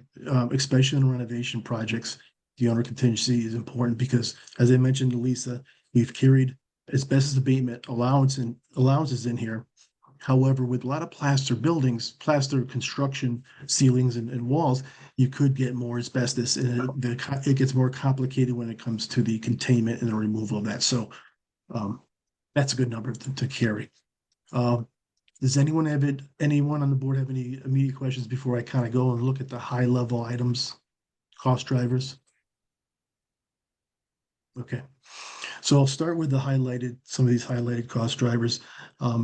Project requirements. We've carried, again, 1.5, well, I don't know, you may have seen, a lot of people have seen this estimate. We carried $1.5 million as an allowance for phasing and temporary classrooms. I put portable here, but I really, like I said, the focus is get swing space interior to the project. So it makes it much more controllable, and it'll keep the cost down. This category also includes all your temporary offices. It includes your indoor air quality plans and monitoring. And then down here is the actual equipment that's going to do that. Extremely important that the CM sets up equipment that monitors negative pressure within those containments. And it's hooked up to not necessarily your BMS system, but a warning system that's electronic that goes right to the main office, so you can know when if there's an issue, which hopefully there's not. This winter conditions is a cost looking at the schedule. We also have temporary toilets. So all this whole section here covers all the project requirements to build the job that's not on the drawings. It's site logistics, and then it's cleanup. And that's what is a cost driver there. Masonry is another big cost driver on this project. And beside the interior masonry, which Lisa had provided new interior masonry corridor walls for durability with tile, we're replacing, and later down in finishes, you'll see that we put tile on the existing corridor walls for more durability. But this exterior masonry wall and the additions, it includes all the cast stone items that you see on your existing buildings, so it matches. A big part of this is going to be their masonry restoration on this project. So we've carried cleaning and pointing and patching of the existing masonry exterior wall. But when it comes to the lintels, in the windows, prior to replacing the windows, you want to make sure that you have no rust on those lintels, and you want to repair those. I've done a lot of work up in Hartford with brownstone buildings in this regard. So I could actually show you a picture here if I could real quick to give you an idea of an example on your building here. Well, Rick is pulling that up. Our structural engineer saw this rust like from his car. So we when you look at potential rust, and I can zoom a little bit more on how, I don't know how blurry it's getting on your end, but you can see it's starting to rust. And when the lintels rust, they fail. When they fail, the brick cracks, and it affects the window and the brick and the wall and the water getting into it. So it becomes a problem if it's not addressed right away. So we have an allowance in our estimate to take care of complete replacement, which takes this brick Roloc out, this header out. It shores up the existing brick above it. We are going to grind down and reseal the lintel and then replace the brick, and that becomes a very expensive item. Then the balance of them that we think that are okay, we're going to still go and refinish and grind the exposed portions of the lintels, so there's no additional corrosion. So that's part of that cost driver in there. Getting back some other ones here. Roofing. So when it comes to the roofing, you have your existing flat roof, re-roof that's going to happen. You see that over by the pre-K addition between the pre-K and the gym. And then you have some new flat roofing that's going to be portions of your kitchen above your, between your kitchen and your existing building and your cafeteria. And there's some new flat roofing there. The big part is that re-roofing of the shingles. So we had we took a look in the attic. And I'll tell you why I'm getting at this is that you want to be able to provide the right insulation. So your roofing has to be replaced, but then what do you have for your insulation? So when you go to your attic, you have blown in insulation here, and that's providing your insulation. Plus you have a concrete floor, which obviously adds some R value.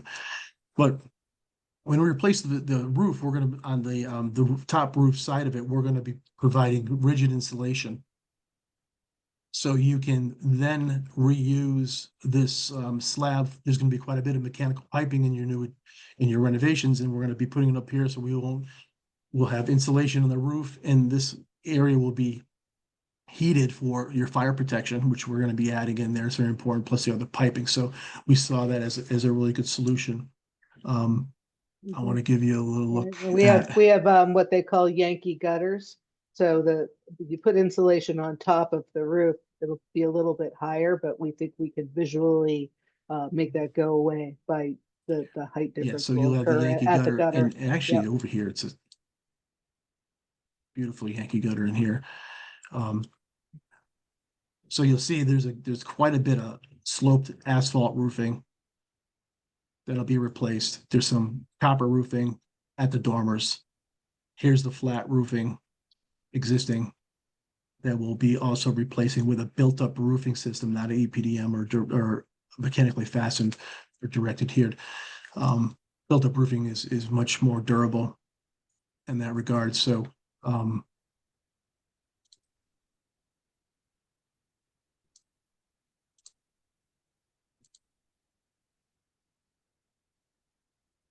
the green is a slope image because it's 36,000 square feet. And that includes also the slope, by the way, because the system accounts for that. Here's your flat roof. Here's your new sloped roof. Here's a new flat roof over by pre-K. So a big project, and it's also a project that could be done mostly during the summers and trying to get that done as well as the exterior masonry restoration. It's kind of it's less invasive if we could get that done. Plus, obviously, all the roofing is usually done in the summer between March and October, anyways. So it's a good time to get that in there. Jumping back to the estimate. I'm sorry if I'm. A big item is the replacement of the windows and doors. exterior windows. Sorry to interrupt. I think this is great, but do you mind if we start asking some questions? Please jump in. Okay. Actually, I was gonna ask, sorry to put you on the spot, but if Dr. Jones or Sophie or anyone could just give us like a little bit of insight on where they think we are and sort of bring it to a vote, maybe. So I'm happy to just talk about, I think it was a great process, tremendous amount of staff input, made themselves available to take input from anybody that wanted to come and sit down at the table. All of that was taken into account. I will also just mention it does have the 2 pre-K classrooms, just because we have a public speaker that mentioned that. We are out of space in the district, and I think that's really important for the board to understand. That's why it's in Riverside. We now have 17 pre-K classrooms, and we are extremely fortunate that as our enrollment has slightly declined around the district, we've had 1 room here, 2 rooms there, that we've been able to absorb and repurpose into pre-K rooms at no cost. And many of the districts around us, like Fairfield or Norwalk or Stanford, have invested in an entire pre-K facility. And if we were to do that, we would need another principal, custodial, facility maintenance. I share that as a very, very expensive model. So I encourage the board to ask questions if you have them about pre-K, but we're struggling literally today trying to find where we're going to put the next room. You need a restroom. It has to be on the first floor, very limiting. So that's one element of this building. But I think, again, the spaces, trying to right size the spaces for 21st century, but not, just going crazy, knocking walls down everywhere. That's why you still see some smaller size classrooms, but trying to really work with what we have within the building. I think they've just done a terrific job. So I'll leave it there. I think I'm going to just talk a little bit about the process as well. One thing I think is really important to point out is that the KG&D report, which is 7 years old, one of the things that it noted was that the functional capacity for Riverside School is 383 students. And right now we have 460. So, this has been a problem for decades, but specifically was highlighted 7 years ago. So I guess it's a good thing to have it confirmed again, but we know that there is a huge problem with capacity in the school. And I went on, I've been a parent in the school for 13 years, but I went on the tours with the feasibility committee. I was there with members of the BET.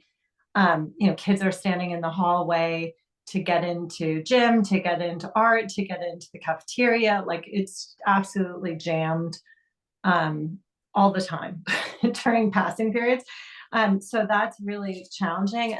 And I do want to also reiterate, the ideal size was 80,000 and what's being proposed is 70,000. So it's significantly less. This isn't kind of everything you could ever want plan. This to me feels like a very reasonable plan to address, first of all, the overcrowding issue, and then all of the issues that were discussed about safety and security, ADA, fire.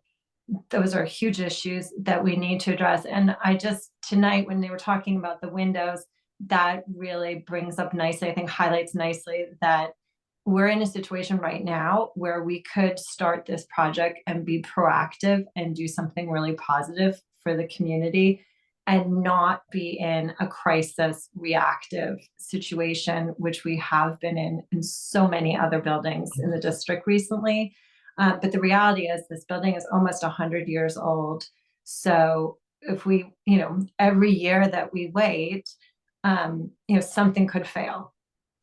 Some system is going to fail. And what I don't want to see is that suddenly we have to take on a certain project in the school, and then the failure of some system is driving the bus, as opposed to we have this really intentional study that had all this input, and that this would be a really positive, productive plan. And how nice would it be to be leading with something because it makes sense for the school instead of responding to something that's a crisis for the school that requires our attention. And, frankly, that's always more expensive too, waiting and responding to a crisis as opposed to being proactive. So I think it was a really thoughtful process. I think so many other people have spoken, so I won't go on any further, but just to note, all of the conclusions that came through this study match with what KD&G said 7 years ago. So I think we have a really nice confirmation that this is what needs to happen for the program in Riverside School.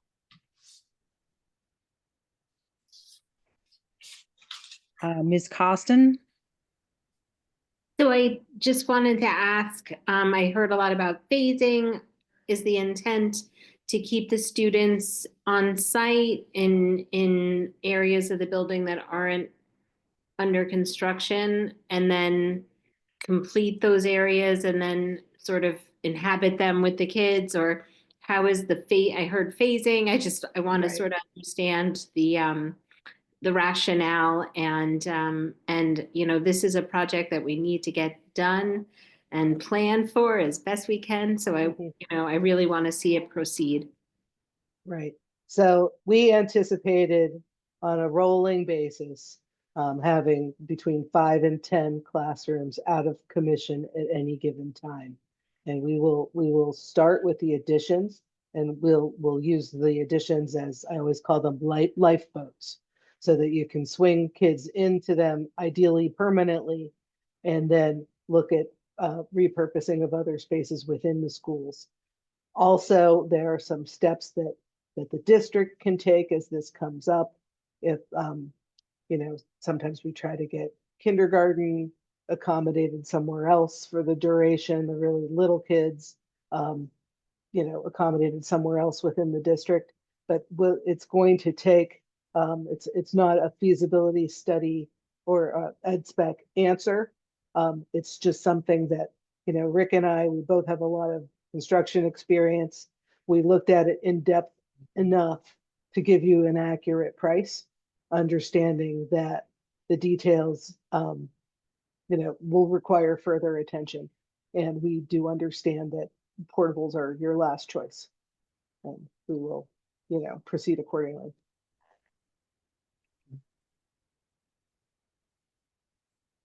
Okay, the next hand that was up was Wendy. Hi, so I just, I think the KG&D study said that the capacity of the school was 383. I don't know what functional capacity is. I've never heard that term before. Could you explain that to me? Well, I'm opening the study now. We didn't write the study, but when I read that study, my interpretation was that they analyzed the building and they did an honest takeoff of how many students they felt could adequately fit in there. And it would reflect more than size, right? It would reflect the layout of the spaces. I don't think that cafeteria could ever hold what did you say, 500 and what, Sophie? Sorry, no, I said the KG&D said that the functional capacity of the Riverside School is 383. This year, we have 460 students in the school. So I'm just saying that we are over capacity according to KG&D, and also that was the same conclusion of this feasibility study. I wasn't talking about how many students fit in the cafeteria. I mean, we have so many lunch waves because very few students fit in that cafeteria because it's the smallest cafeteria out of all of our elementary schools, even though we have the largest. I'm actually agreeing with you, Sophie. I agree. Yeah. It's a very small cafeteria. Yeah. So I think we have 440 students, not 460 as well. So maybe I'm looking at the old number. And the 500 it's 500 capacity, not 383. No, I don't know what is the 500 capacity? Where is that coming from? Exactly. You said I never 500. said 500. I have the KG&D study that we have a copy of that says the functional capacity is 383. Yeah. Okay, I think okay, all right, thank you. Yeah, 383 was the functional capacity, and I think this year we have 440 students. We've had as many as 460 in the past few years. Okay, I think the KG&D study was for a one-to-one program that was never implemented. I don't know. Okay, all right, thanks. Thanks so much. Okay, Michael Joseph, I see your hand up, and then Dr. Jones, unless Dr. Jones, you have something that directly just in response. All I wanted to say was functional capacity is just how many children the building can hold in a functional, appropriate manner, not how many children we can cram into a building. And that's just an easy way to put it. So there are architects that use that word functional. Okay, thank you. Michael Joseph? Yeah, thanks. I mean, I'm all in favor of this project for all the reasons we heard this evening. It seems like this is something that is well past due. My concern here, and I think it's worth further discussion over the next month. My concern here is the conflation of the needs of Riverside with the needs of the pre-K. I don't think it's a coincidence that none of the public speakers tonight said anything about pre-K except negative. I think over the next month, I think it behooves us, especially since this is the second biggest capital project this decade, to really have an analysis of pre-K and make sure that this is the right move for us. I can tell you that adding pre-K to Riverside, which is often our biggest elementary school already, gives me some pause, and I say that as a Riverside parent. Especially since we're losing two play spaces here, both the blacktop and the elementary age level playground. And we know that traffic is already an issue here, especially with Eastern across the street, and adding pre-K, which is all pick up and drop off, is only going to exacerbate that. So I think it behooves us over the next month to really have take the time to look at our pre-K options and see what really makes it make sense. And I say that meaning that realizing that ironically eliminating pre-K from this project might end up making it more expensive, because if I'm hearing the architects correctly, that might impede phasing, because that's one less addition. That might impede phasing, and we end up with another temporary classroom. But I think some short-term challenges for long-term challenges is something we need to work out. And I don't think that's something we can rush in this evening. I'll say while I'm here, only because I have the floor, only because I'm fading fast here. I do think also at the same time, I think it makes sense for the finance committee to take this up. I'm wondering, and I'm not clear where things like the windows and roofing and ADA, where that might, some of those allocations might already exist in the 5-year plans here, and that's something we should probably map out a little bit too. I was going to jump in here and ask, because I know you mentioned something about pre-K and losing a play, but I just wanted to double check, because I thought I read through the ed specs, and it specifically stated a new playground for ages 2 to 5, and then there's one for the older students, right? So we're not losing a playground, it's just being moved. That is, we are rebuilding the playground for ages 2 to 5 near the pre-K. Additionally, we are adding, hey Rick, can I steal the screen back for a sec? Yeah. We're adding a paved play area to make up for the potential lost one. So we are or aren't losing an elementary age pre-K, an elementary age playground? Yes, I'll show you. This playground is currently, I think, of all ages, and this would be 2 to 5 specifically for the smaller Right. kids. So we are That's what losing, you were talking we about. are Right, losing in correct. play space for K to 5. Right. This area back here that's a play area, we are proposing to pave here, which is less would- rectilinear, but you have the area. Right. And So regardless, we're losing play space because we're losing green space that's play space with the blacktop there. And then we're using elementary age playground in the back for pre-K playground. So we are losing 2 Right. play This is- spaces. Yeah, this is partially paved now, but this sliver here would be paved. Right. And it's play space. Mhm. Right. So I just want to confirm. So we are losing 2 play spaces for elementary kids. Yes. You are losing this space, and this Is a space will playground. be relocated here, so it becomes paved, and then you have the green out here. I think the paved playground area, Michael Joseph, that is just really, that's like a sliver of grass on the edge of the field. I mean, it's not, and it's actually also a driveway. Okay. So it's not like a meaningful play area. It's Okay. a driveway now, but Yeah, it's a wouldn't- driveway now, most of but it- what's but being it- paved, so it wouldn't, right. that wouldn't make a big difference. Okay.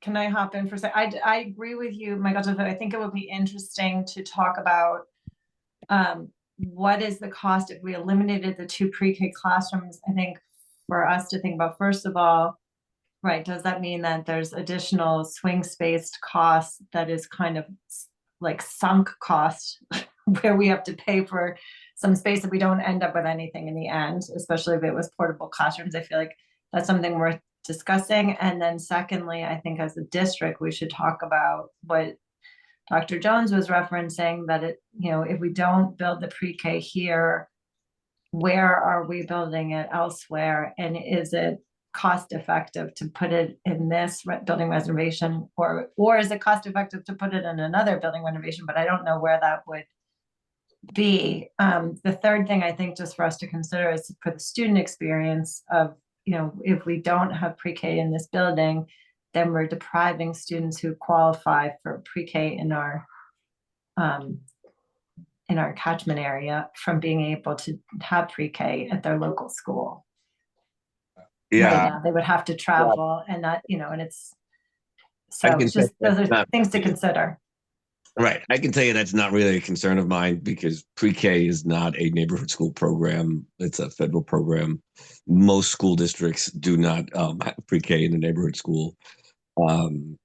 So I don't know. I hear you. No, I know that that's not most school districts, but that is the choice that we've made. Greenwich Public Schools and I appreciate that it's the way that it's developed, that we haven't built one big pre-K center. And instead, as Dr. Jones said, we've squeezed them into schools as we could. But Right. it also means that it is a bit inequitable that if you live in Old Greenwich, there's a pre-K program if your kid is, qualifies for services, but if you live in Riverside, there isn't. I don't necessarily see that as inequitable. I mean, my son did the pre-K in Old Greenwich. It was perfectly fine. But I hear it. Well, Yeah, I think if there's no space, right? I mean, it's just something that we can discuss. I think that's something that's a definite discussion to be had, not necessarily just in relevance to Old Greenwich. I did have a question, but I see Dr. Jones's hands up first. Yeah, I just, as we are preparing even for the BET, for our next meeting, when we put this on as an item, again, that's what it sounds like. We can share the utilization of the buildings. We've been doing that work. Give you an idea, we actually have 2 slides in the budget presentation that show the number of pre-K classrooms. And I used to say doubled, now it says tripled over time because pre-K just continues to grow. But we are at the point that literally I can't find a room today. And as you know, we were going to add a class in February. I can't find a room to put the pre-K class. And so we are already starting to feel pressure. And really what that means is that if we don't build for pre-K space, then we're either renting space, which is very expensive, or we are going to a trailer model, which I don't Some people call them learning cottages, but where in districts I've been in where they had to have them, but people generally don't like them. We've reached that point, or we can increase class size. And I really don't think that's palatable to our staff or to our parents, either one, but that's really where we are for choice. And if you remember, those of you that were on the board, we talked about this on the JC project. And then the JC project wasn't fully funded. And I think it actually might have even gotten pulled out of the ed spec in that JC project. So we've been talking about this for a couple of years. We knew we were going to be here. But if we're not going to build it here, it needs to be somewhere else. Or we're going to be having pretty expensive options in the future because it's a federally mandated program.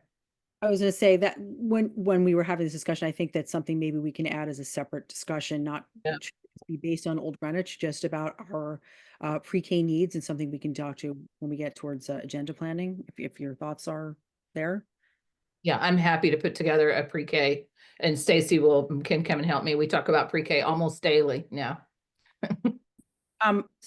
While we're on the discussion of special education, my quick question was, when I was looking at the plans, I was curious as to the placement specifically of the special education resource space on the first floor opposite of the, entrance and next to the cafeteria. It's not near OTPT, the resource rooms upstairs, and the special and the psychologist and special social worker offices are all sort of spread out through the school. And I was just wondering if you could speak to the thought process behind that, as opposed to having a lot of those resources sort of together in case there's additional supports that are needed. So we have some special ed downstairs and some upstairs to help reduce student travel. This space was also, when we have internal spaces, we're careful about what we put in there. The main classroom spaces, we need to have windows.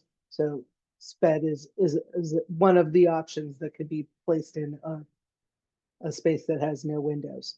I will also say, not to sound like we're being casual about this, but it's like a puzzle, right? So you're packing everything into the puzzle. And then once everything is in place, we made a few last minute swaps. I don't know if any of you noticed when Rick was going through some of his plans, some spaces were in slightly different places. And those were some last minute swaps that we made that Rick and I agreed didn't cost anything. It occurred after his estimate.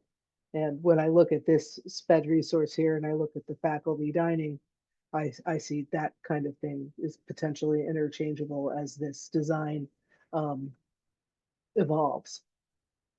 But we did feel like we needed to have at least one on the first floor with all of the younger kids. That I definitely understand. The only reason I was asking about placement is because, for students who may have attentional issues, or those who might moonlight and escape or escape risk. We're going to have obviously a much more secure entryway. So that shouldn't become an issue by being by the front door, by being next to the cafeteria, with a lot of the noise that comes disruptive. And or people coming in and going, back and forth, by the office and entryway. Because I suppose even if it doesn't have outdoor windows, there's going to have some opening towards other than a door.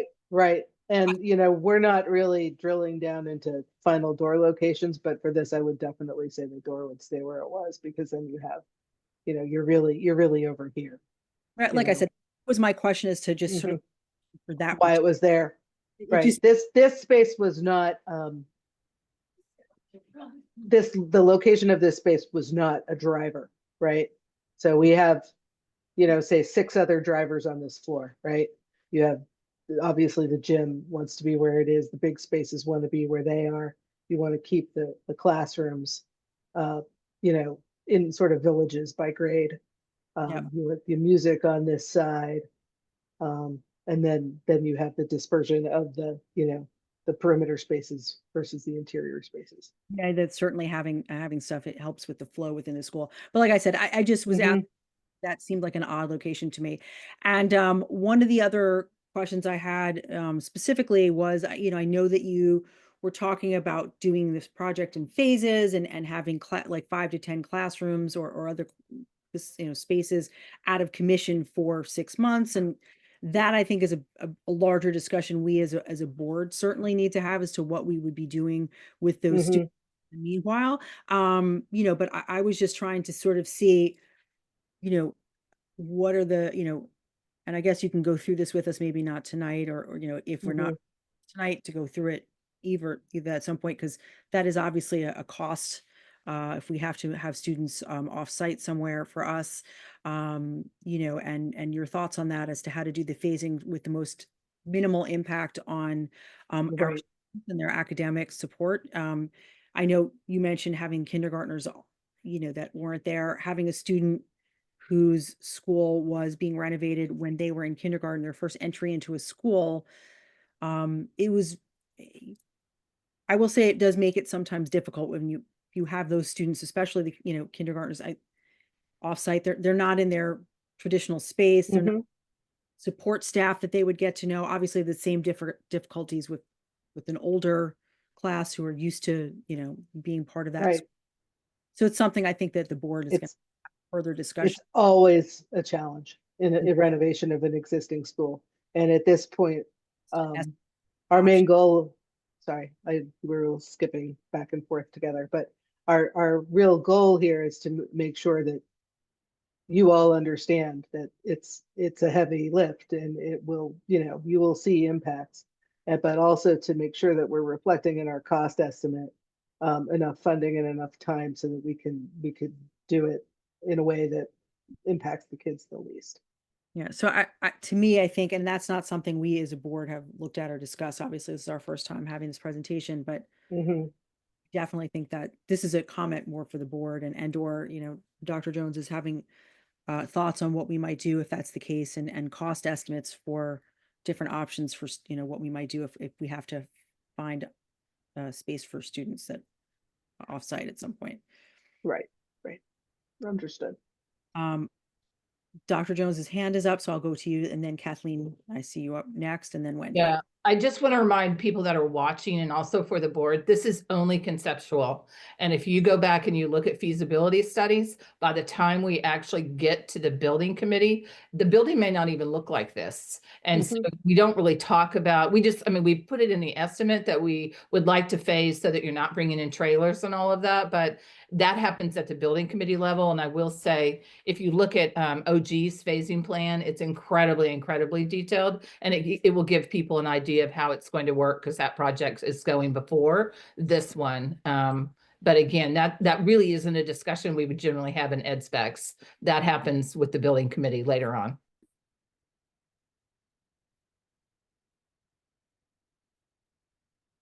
Kathleen?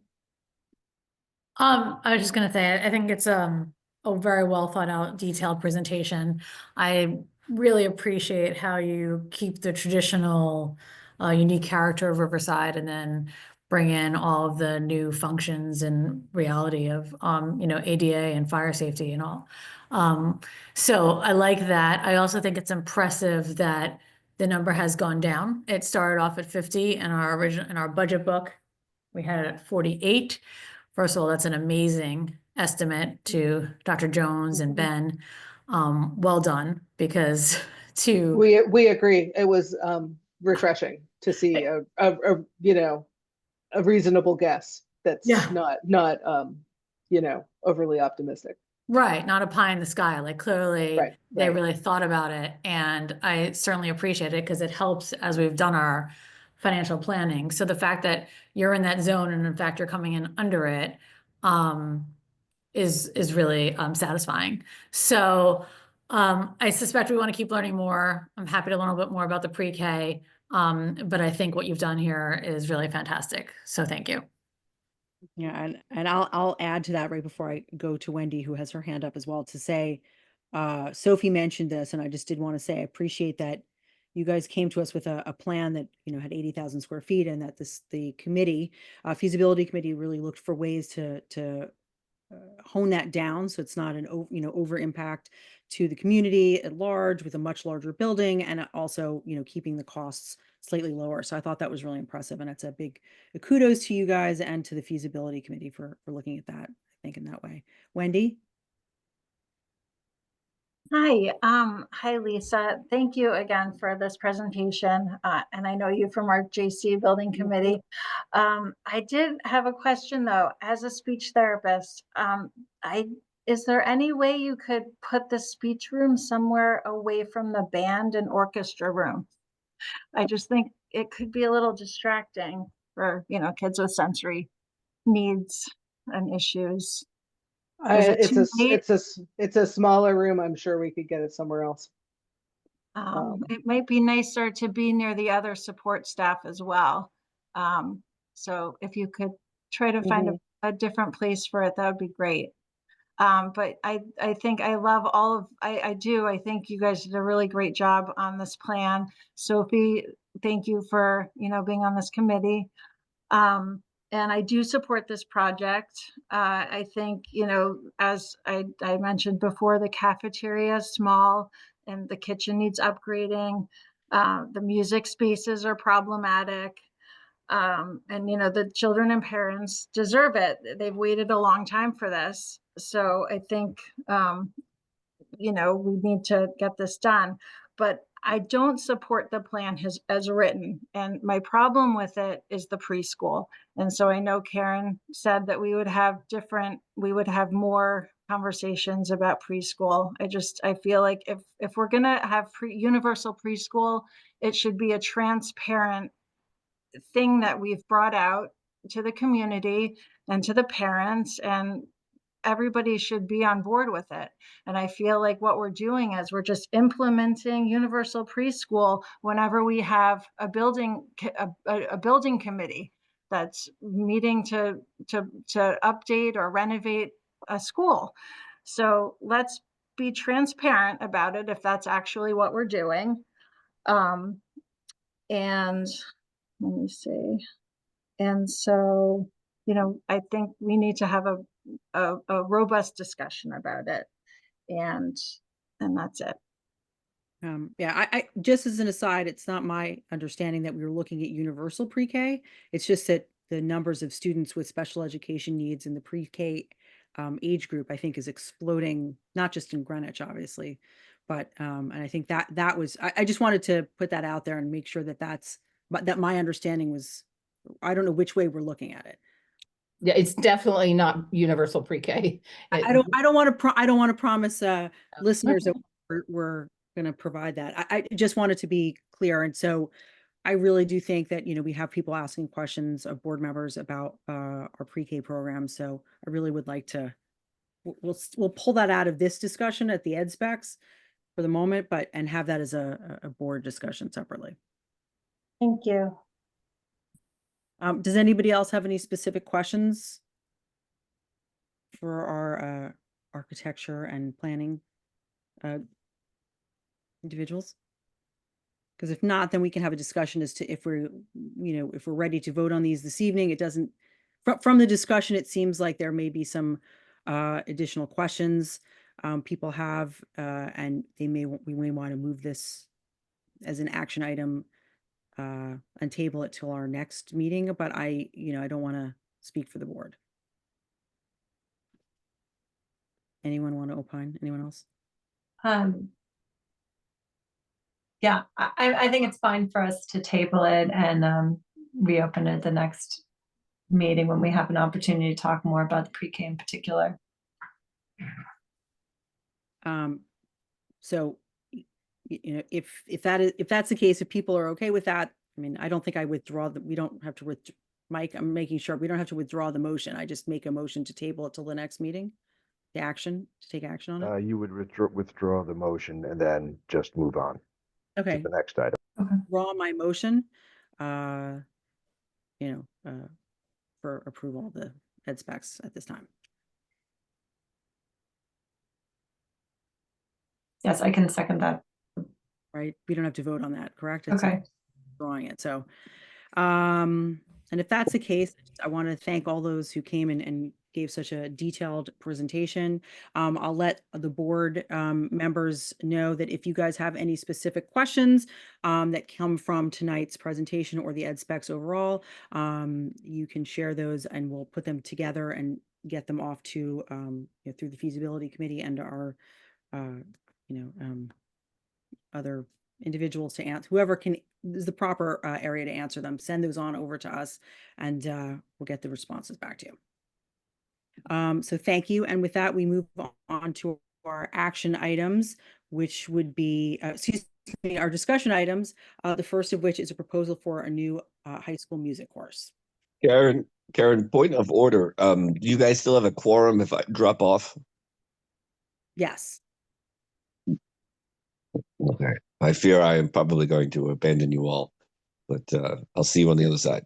Oh my gosh, you sound terrible. Yeah. Everyone's so sick. Good luck. Thank you. Feel better. Thank you. So I see Mr. D'Amico here. Good evening, everyone. And the ropes to you then, sir. Thank you so much. Well wishes to all who are sick. We'll be brief. Tonight, we're pleased to bring one new course to your attention, Modern Band. Here to talk further about this offering is James Antonucci and Jason Police. So if we could elevate both of them, Mike, that would be great.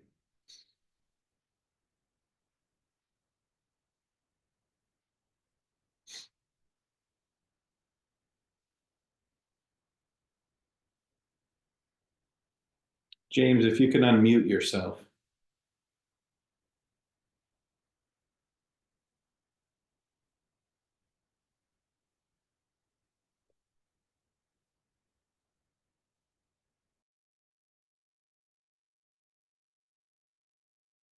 All right, let's try that. Can you hear me now?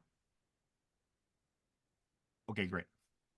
Good evening. Thank you, Mr. D'Amico. Good evening, Dr. Jones, Chair Hirsch, the Board of Education. My name is James Antonucci. I'm the new arts coordinator. Thank you for the opportunity to present a new course proposal for Modern Band, an ensemble and enrichment course geared towards contemporary popular music that reaches students that traditionally fall outside of our band, chorus, orchestra, and ensemble programs. This course will be created and taught by Mr. Jason Polis. Since my arrival here in GPS, I have been continually impressed with Mr. Polis's ability to bring relevant and modern material into our classrooms at Greenwich High School in guitar classes, jazz band, e-music classes, and also as an associate band director. His ability to masterfully perform on a variety of instruments, be incredibly knowledgeable in technology and recording, leads to his ability to incorporate almost any genre of music that will motivate and interest students. Jason also develops great relationships to inspire students who work together and to practice independently on their own. I'm excited about this potential offering to our community. And now, Mr. Polis will give you some highlights of the course. Okay, can everybody hear me? Thank you. Can everybody hear me? Great. Thank you for your time tonight as I present a proposal for a new Honors Modern Band music class at GHS. Before I begin, I want to take this opportunity to thank Dr. Jones, Ralph Mayo, Dana Chilada, and our new arts coordinator, Jim Antonucci, for their unwavering support of the entire music program. Working in a district that supports our ideas for increasing musical opportunities for our students truly sets Greenwich apart and makes it a really special place to work. There are a number of reasons that GHS needs a modern band class, in my opinion.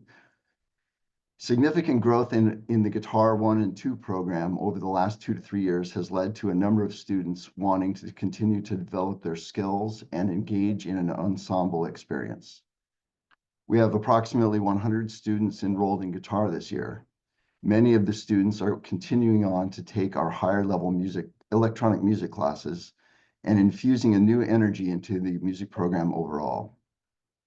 We now have a mass of students wanting to form bands and play music in the genres of pop, rock, reggae, hip hop, and folk music in a format that closely resembles bands and artists that they look up to.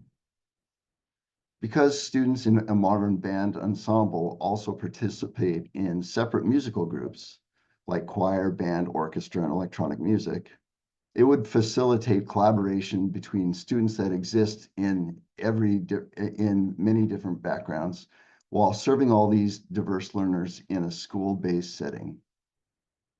Students in an honors modern band will utilize the recording studio, our amazing recording studio at GHS, throughout the year, and will collaborate quite a bit with the students that are already in the electronic music program. Project-based learning allows for students to work together to plan, reflect, and continuously improve the learning process, which develops and strengthens students' 21st century skills. This class will meet once per week from 7:15 to 8:25 a.m. Auditions will take place in early September, similar to our jazz ensembles and string ensembles. Students must be currently enrolled in a GHS music class to be eligible for this before-school ensemble. Students will be expected to collaborate on a body of music and prepare for several performances throughout the year. In preparation for these performances, the students will also be learning how to set up the equipment and operate the sound reinforcement for their own performances. This will help these students finish the class with a host of real-world and marketable skills in addition to their music-making skills. Modern Band will be made up of 3 to 4 bands, approximately 20 students in total, each made up of similarly skilled guitarists, bassists, vocalists, and pianists. After teaching music in many capacities at GHS for 7 years now, I am confident an honored modern band class will add to the culture and offer many students at GHS a chance to collaborate and refine musical skills that they are already passionate about. Thank you. I don't know if anybody has any specific questions in regards to this present, proposal. I think it's a fantastic idea. I know a lot of students who take electronic music as a course as a freshman, and then really aren't sure where to go with this. I know we have an explosion of incredible musical talent within our high school, and so I love this idea, and thank you for presenting that to us. Wendy, I saw your hand go up first, and then Jen. I just want to say I love this idea. I love this program. My son did the electronic music course, like I think for 3 years, and loved it. Mr. Polis and Ms. Friedman, they're great. And I think my son was one of these like beta people or groups that actually had to learn how to play. I think he had to play Smells Like Teen Spirit during the class. And anyway, he had a lot of fun. So thank you for being so creative. Jen? Thank you. I love the idea of this course. I just have a really quick question. When I was reading through, and maybe you could just help me out here. It's open to 9 through 12? That's correct. Is that correct? So if a 9th grader comes in, I understand the prerequisite is guitar 1. Is that right? No, that's not right. They just have to take the only requirement is that they are enrolled in a music class. Okay, then, okay, because So that could be guitar, that could be a guitar class, that could be a orchestra, anything musical. Perfect. So the idea is that these type of bands are made up of students from all sort of walks of Greenwich High School. So they might be a guitarist, they might not be in the band right now. And so we want to try to encourage as many paths for them to be part of something like this and collaborate. Excellent. Thank you. Sure. Does anybody else have any specific questions? No? I know this is on here as a discussion item. Not that I necessarily want to move this up because I think it's probably too early for us to do that. But I mean, if nobody has questions and obviously there's no cost to this. I don't know if anybody else would have interest in moving this to an action item. No, we'll just leave it as a discussion item and vote on it at our next meeting because we're missing some members. Does that work better? I'm indifferent, so whatever you want. I'm happy to vote. I'm happy to vote. Okay. Karen, as this is a special meeting and this is listed as a discussion item, you cannot act on it. Yeah. Okay, okay. Kidding. But I do support the idea, so we'll. I think you guys know where this is heading, so. Thank you for your time. We really appreciate Yes, it. we just gave you the effort of having to come back. All right. Thank Thank you you. so much. Of course. Our next items are back-to-back financial reports. So, oh no, actually I take it back. The next discussion item is the Greenwich High School grading options for midterm and finals. Sorry, I didn't mean to jump ahead. So I will hand that over to Dr. Jones just to put out there as a initial discussion item. So this was a request of some of the board. And so basically what you have that was posted is the history over the last couple of years. So if you look through your packet of how we've had several different changes, and then there are a couple of just relevant board policies that go along with this item. So I'm going to give it right back to you because I think it's a board discussion. So I know Kathleen has her hand up. I know this was something that she brought forward as a discussion item for us. So I'm going to hand it then over to you, Kathleen, if you'd like to. Sure. It's something that many parents had reached out to me about and students. And I know we had talked about it a few years ago, and I thought, well, this is just an interesting topic to have at the board level anyway.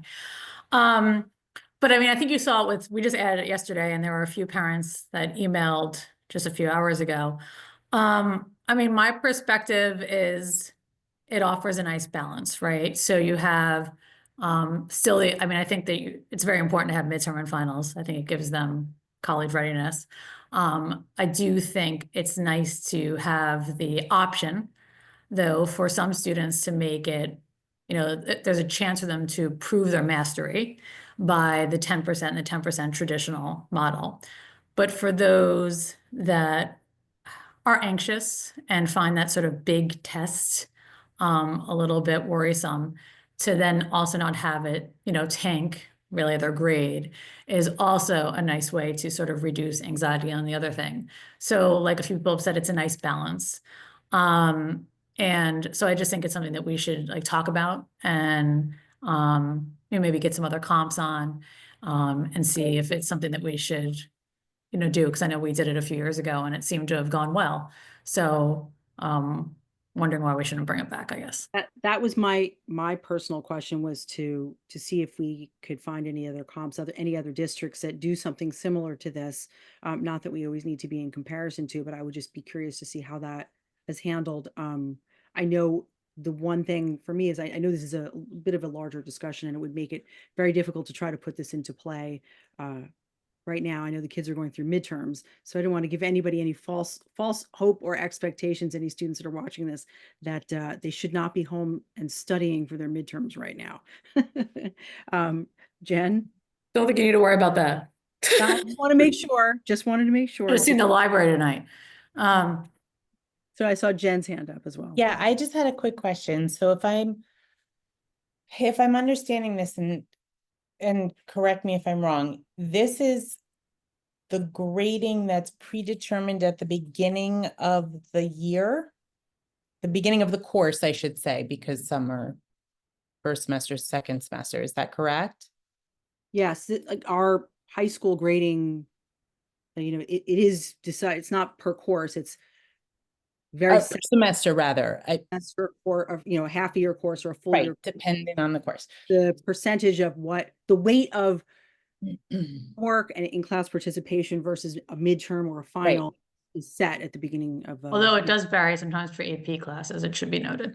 Yeah, I mean, that's what I said. It's set, not, it doesn't change. It's based on the specific course, and yes, AP is slightly different. Right. So potentially, although both grading systems, according to what was here from 2022, both systems, depending on how you split it, right, are for the best results for the student. But that means that each teacher this is an individual based grading system, right? Per student. It's not the course, meaning the course does not follow this. The student would follow this. Is that correct? So potentially in a given class, let's say you had a class of 24, 12 would opt to do it one way and 12 would opt to do it another way. Is that thinking correct? I think that it would just be the greater of, right? So think of it that way, right? So if you had, this has happened a few years ago. Basically, if you had, 20%, 2020, 10, and that yielded an A-. But because you did, you tanked your final, but you otherwise did well in the quarters, right? Then your quarterly grade would then have the emphasis of 22.5%, 22.5, 22.5, 20.5, 5 and 5. Right. It just slightly changes the weighting, like how much the midterm and or final is. Right. I'm talking about the actual computation for the teacher to have to. I can't speak for the teachers because I am not one, but it does go. I mean, it's an easy calculation, right? It's just, I would hope it's done within Aspen, or if not, I could certainly send a macro on how to do it. It's not that Right, but it's for, I'm just wondering what the teacher perspective is. I just wanted to make sure that I had the model correct, right? So if the teacher is making the decision which one to follow, that's most beneficial for the kid, right? That yields, according to this, the higher final grade, then that teacher is making that decision. And so if I have the model right, then what is the teacher input on working that? There is no teacher input. It's just mathematical, right? No. I'm talking about what was their input in using this model, right? The either or model. Like, how did this come to be, so to speak? So if I have maybe I'm not explaining right. So if I have the model right, and I get that it's math. I understand that it's math. I got that. How did this model come to be? Like, whose input went into it to decide that this? So this is initially. Was it a committee or? It came through during COVID and it came through through policy. Right.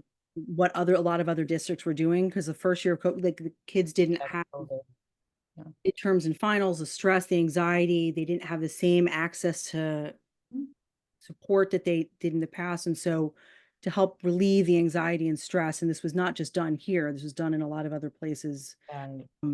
It was ways to help reduce the stress and support our students' mental health during during that experience. And I don't remember exactly what the basis is. I know, or at least I saw Mr. Mayo here earlier. He may have left. Yeah, I was reading it. I didn't know if it was like, it was a, a committee with input. It said that it had input from the parents, teachers, kids, the whole group, but I didn't know if it was like a formalized community or committee rather, not community. And then we did that through, again, through policy. The board had a discussion. I think the administration at the high school, I think Dr. Jones could probably speak closer to that because. Okay, I'm just curious. I just wanted to get some background a little bit about it and make sure I understood the framework and the implication for the framework for teachers, students, staff, etc. So that was yeah, and I can of it. Maybe I should have led with that. Go back and get you that additional information too. Well, Wendy. So this essentially would just make maybe tests and quizzes worth more than the actual midterm or final, correct? Right? Like everything else that you are doing within the quarter or the semester is that's all worth more than the actual midterm and final. I don't know. I go. The homework isn't worth more, doesn't become worth more. It's just it's a small percentage of it, right? Instead of 10%, it'd be 12%. Okay. I mean, I would be interested in seeing or hearing what the other districts around us are doing, because we are preparing them for college and they are going to have to take midterms and finals. And so I don't want to set them up for failure once they get to college with not knowing how to, you know, really properly study for something. I feel like a lot of times people don't actually really learn the material until they're sitting down to study for the midterm or the final. So those are just my 2 cents. Does anybody else have questions or comments? Dr. Jones? Yeah, I just want to comment. What you'll notice about the packet tonight is there's not an actual proposal. And I think it's really important to say that when this came up, it really was from a mental health standpoint. And, you know, I saw a slide this week that was showing just the increase in mental health, of anxiety and stress. And it's the same conversation I think the board literally has had since 2020 when we started in COVID, and every year looked a little bit different. And so that's why we tried to go back and just pull the history. And the board policy does say that we have annual notification, and that's what the first page is. That gives you the current weighting and how it works. And those of you that have asked questions, we're really looking at, should we have another option that also balances out the mental health needs? But I think it could be anything. It doesn't have to even be what you did last year or 2 years ago or 3 years ago. I think it was a bigger conversation than that. Not trying to just replicate necessarily what happened during one of those years. Yeah, I mean, that's why I'd love to just do, because I know this is something we briefly discussed, but I haven't had a chance to do my research, and I'd love to see what other, you know, it's not just districts in Connecticut. I'm just curious to see what other schools are doing and looking at in regards to this too, because, you know, these students are under an incredible amount of pressure, and it gets harder for them oftentimes every year. So Kathleen had her hand up.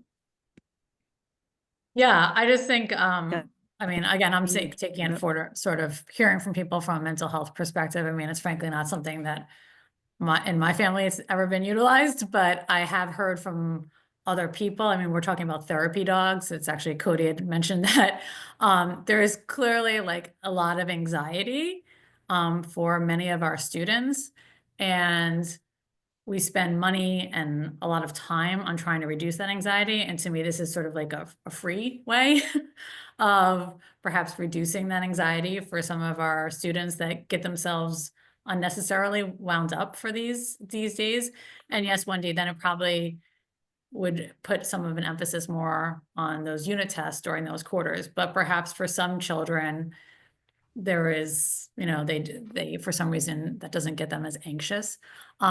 But then I like the balance, because for some of those students who, you know, are doing really well, but then they sort of have that mastery of the content at the end, right?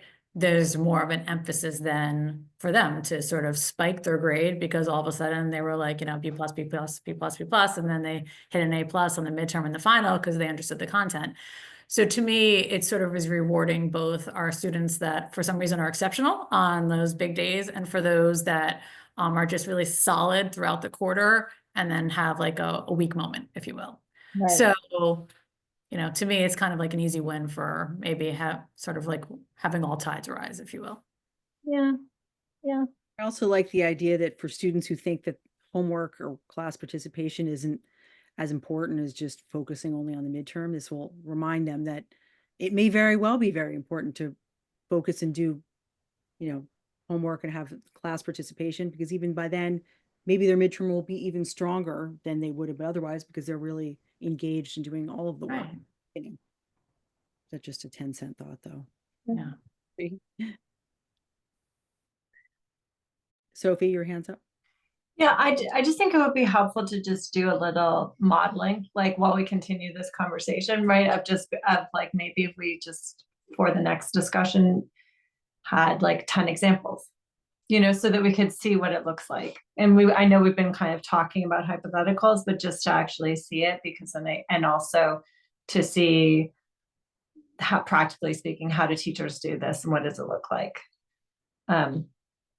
Just so that we know, you know, but I'm supportive of the idea. And I also feel like I appreciate that we do need our students to be preparing for college, but also having had 2 kids who went through college, or one's in, one's done, you know, in college, there are a lot of professors that offer things like that, where there is this sort of like dynamic, like if you do better on the first paper, it counts for more or whatever. So, you know, I think it's an interesting idea, but I would love to see just if we had like 5 examples, you know, because then I think it's much more concrete and we can see why it would make sense. I can certainly work with Mr. Mayo, and he can involve, you know, his team, and we'll put something together for you.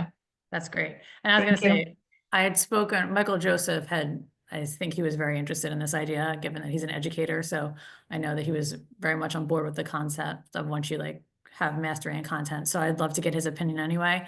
And I know that Cody was just excited about the conversation, so I'm sorry he had to leave, because I think this is like an interesting philosophical discussion, which I know he also enjoys. So I think it's good for us to model it and then bring it back and, you know, the fact that we posted it last night and we already heard from a few parents when people seem to be asleep at the wheel lately on some items. So I actually think it'd be good to also reach out to parents. I think we probably know where the students stand. But it would be good to hear from them as well. So.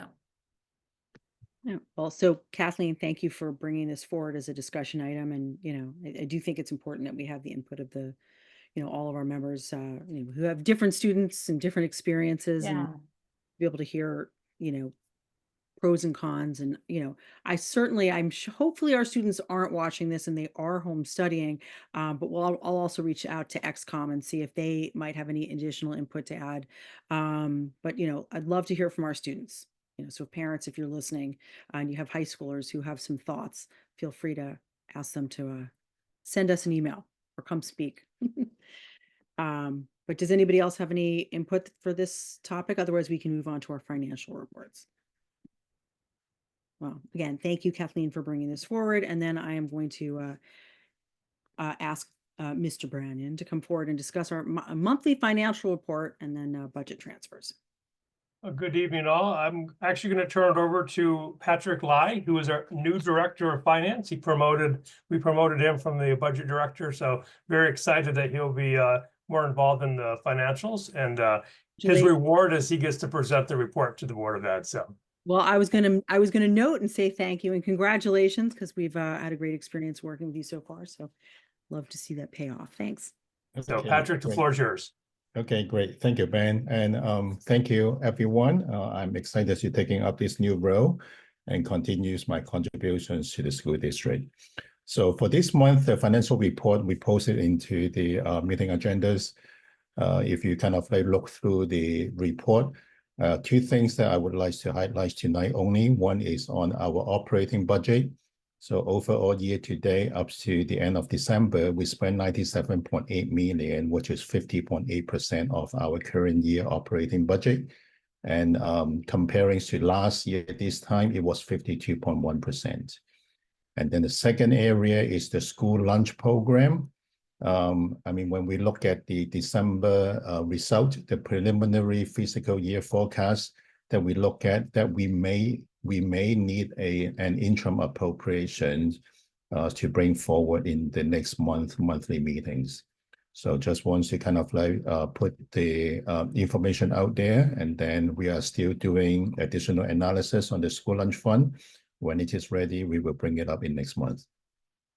And all other areas are okay, and it is under control. If you have any questions reading the report, feel free to reach out to Ben or myself.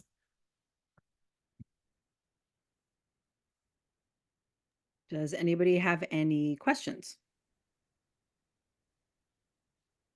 Nope. So I guess seeing none, I will also ask if you want to there's a brief budget transfer. If you want to. Yep. The next one is on the budget transfer. Again, it is for information only. So the information is included in there. Again, if you have any questions after on looking at the reports on the budget transfer, I'm happy to answer that. Does anybody have any questions? This one's pretty easy. No? Okay, well, thank you, Ben. Thank you, Patrick. Congratulations again. Thank you, Erin. Well, actually, we'll probably start a little bit before that with a budget presentation. So thank you, guys. And I guess we move on to agenda planning. So Dr. Jones? I did not have it in my packet. I just realized that. But just so that you know, in the next 2 meetings, we have a couple of items coming up. Ham Ave, the HVAC will be on the agenda. We will have the PCG report, and update will be on the agenda. We will also have a capital item, which has to do with the swimming pool, which I had emailed the board about, which will need a project. And then the policy committee will have a couple of policy items as well. But I don't know which of the 2 meetings they're falling on because I don't have it in front of me, but they are coming, and I know those are big items. Yeah, and I said, I know we need to add Riverside on as an action item, but I know our next meeting is February 6th, but that's a retreat with an executive session. So I would assume that would go on Thursday, February 20th. We probably will not have an executive session if we are virtual. We won't come and have, but that's why I'm waiting to see kind of what the status is, because we can't be talking about special education, especially when we don't know who's in the background and who's in the room. And as you know, that's, something that we don't even keep the documents that the attorneys utilize. Obviously, we can talk about that prior to then and have a discussion, but so we needed to add that back on. That would be helpful. And I guess we'll find a good time to have an additional discussion on grading the high school. Once we know when the research is coming in. Does anybody else have anything I missed that needs to go on? Other than the LIUNA contract when that's ready? Yes, that is on the list as well. Yeah. Perfect. Okay. So I guess that is it for this evening. So I Laura, do you want to make a motion? Just as I plugged in my computer, I will make a motion to adjourn. Who wants the privilege of seconding? Wendy, you look like you want one. Oh, Jen? Whose hand? Yield to Wendy if she'd like it. I will second. All right. So by the way, I was gonna say my closing remark is for everyone to stay healthy. There is so much going around. I don't know if you guys know, but I feel like. Yes. I am not feeling well over here, so. Yeah, a lot of kids sick. I have to take a verbal vote for the meeting. So Sophie? Yes. Jen? Yes. Laura? Yes. Wendy? Yes. Kathleen, who looks like she's ready to go to sleep. Yes. Karen is a yes. So that is 1, 2, 3, 6, right? 1, 2, 3, 6, 0. So that's antibiotics. So thank you to our Mary Band, 13 attendees who've stuck it out to the end. And I hope everybody stays healthy. So yes. Yeah. Thanks. Vitamin C. Thank you. Good night, everyone. Good night. Good Feel night. better.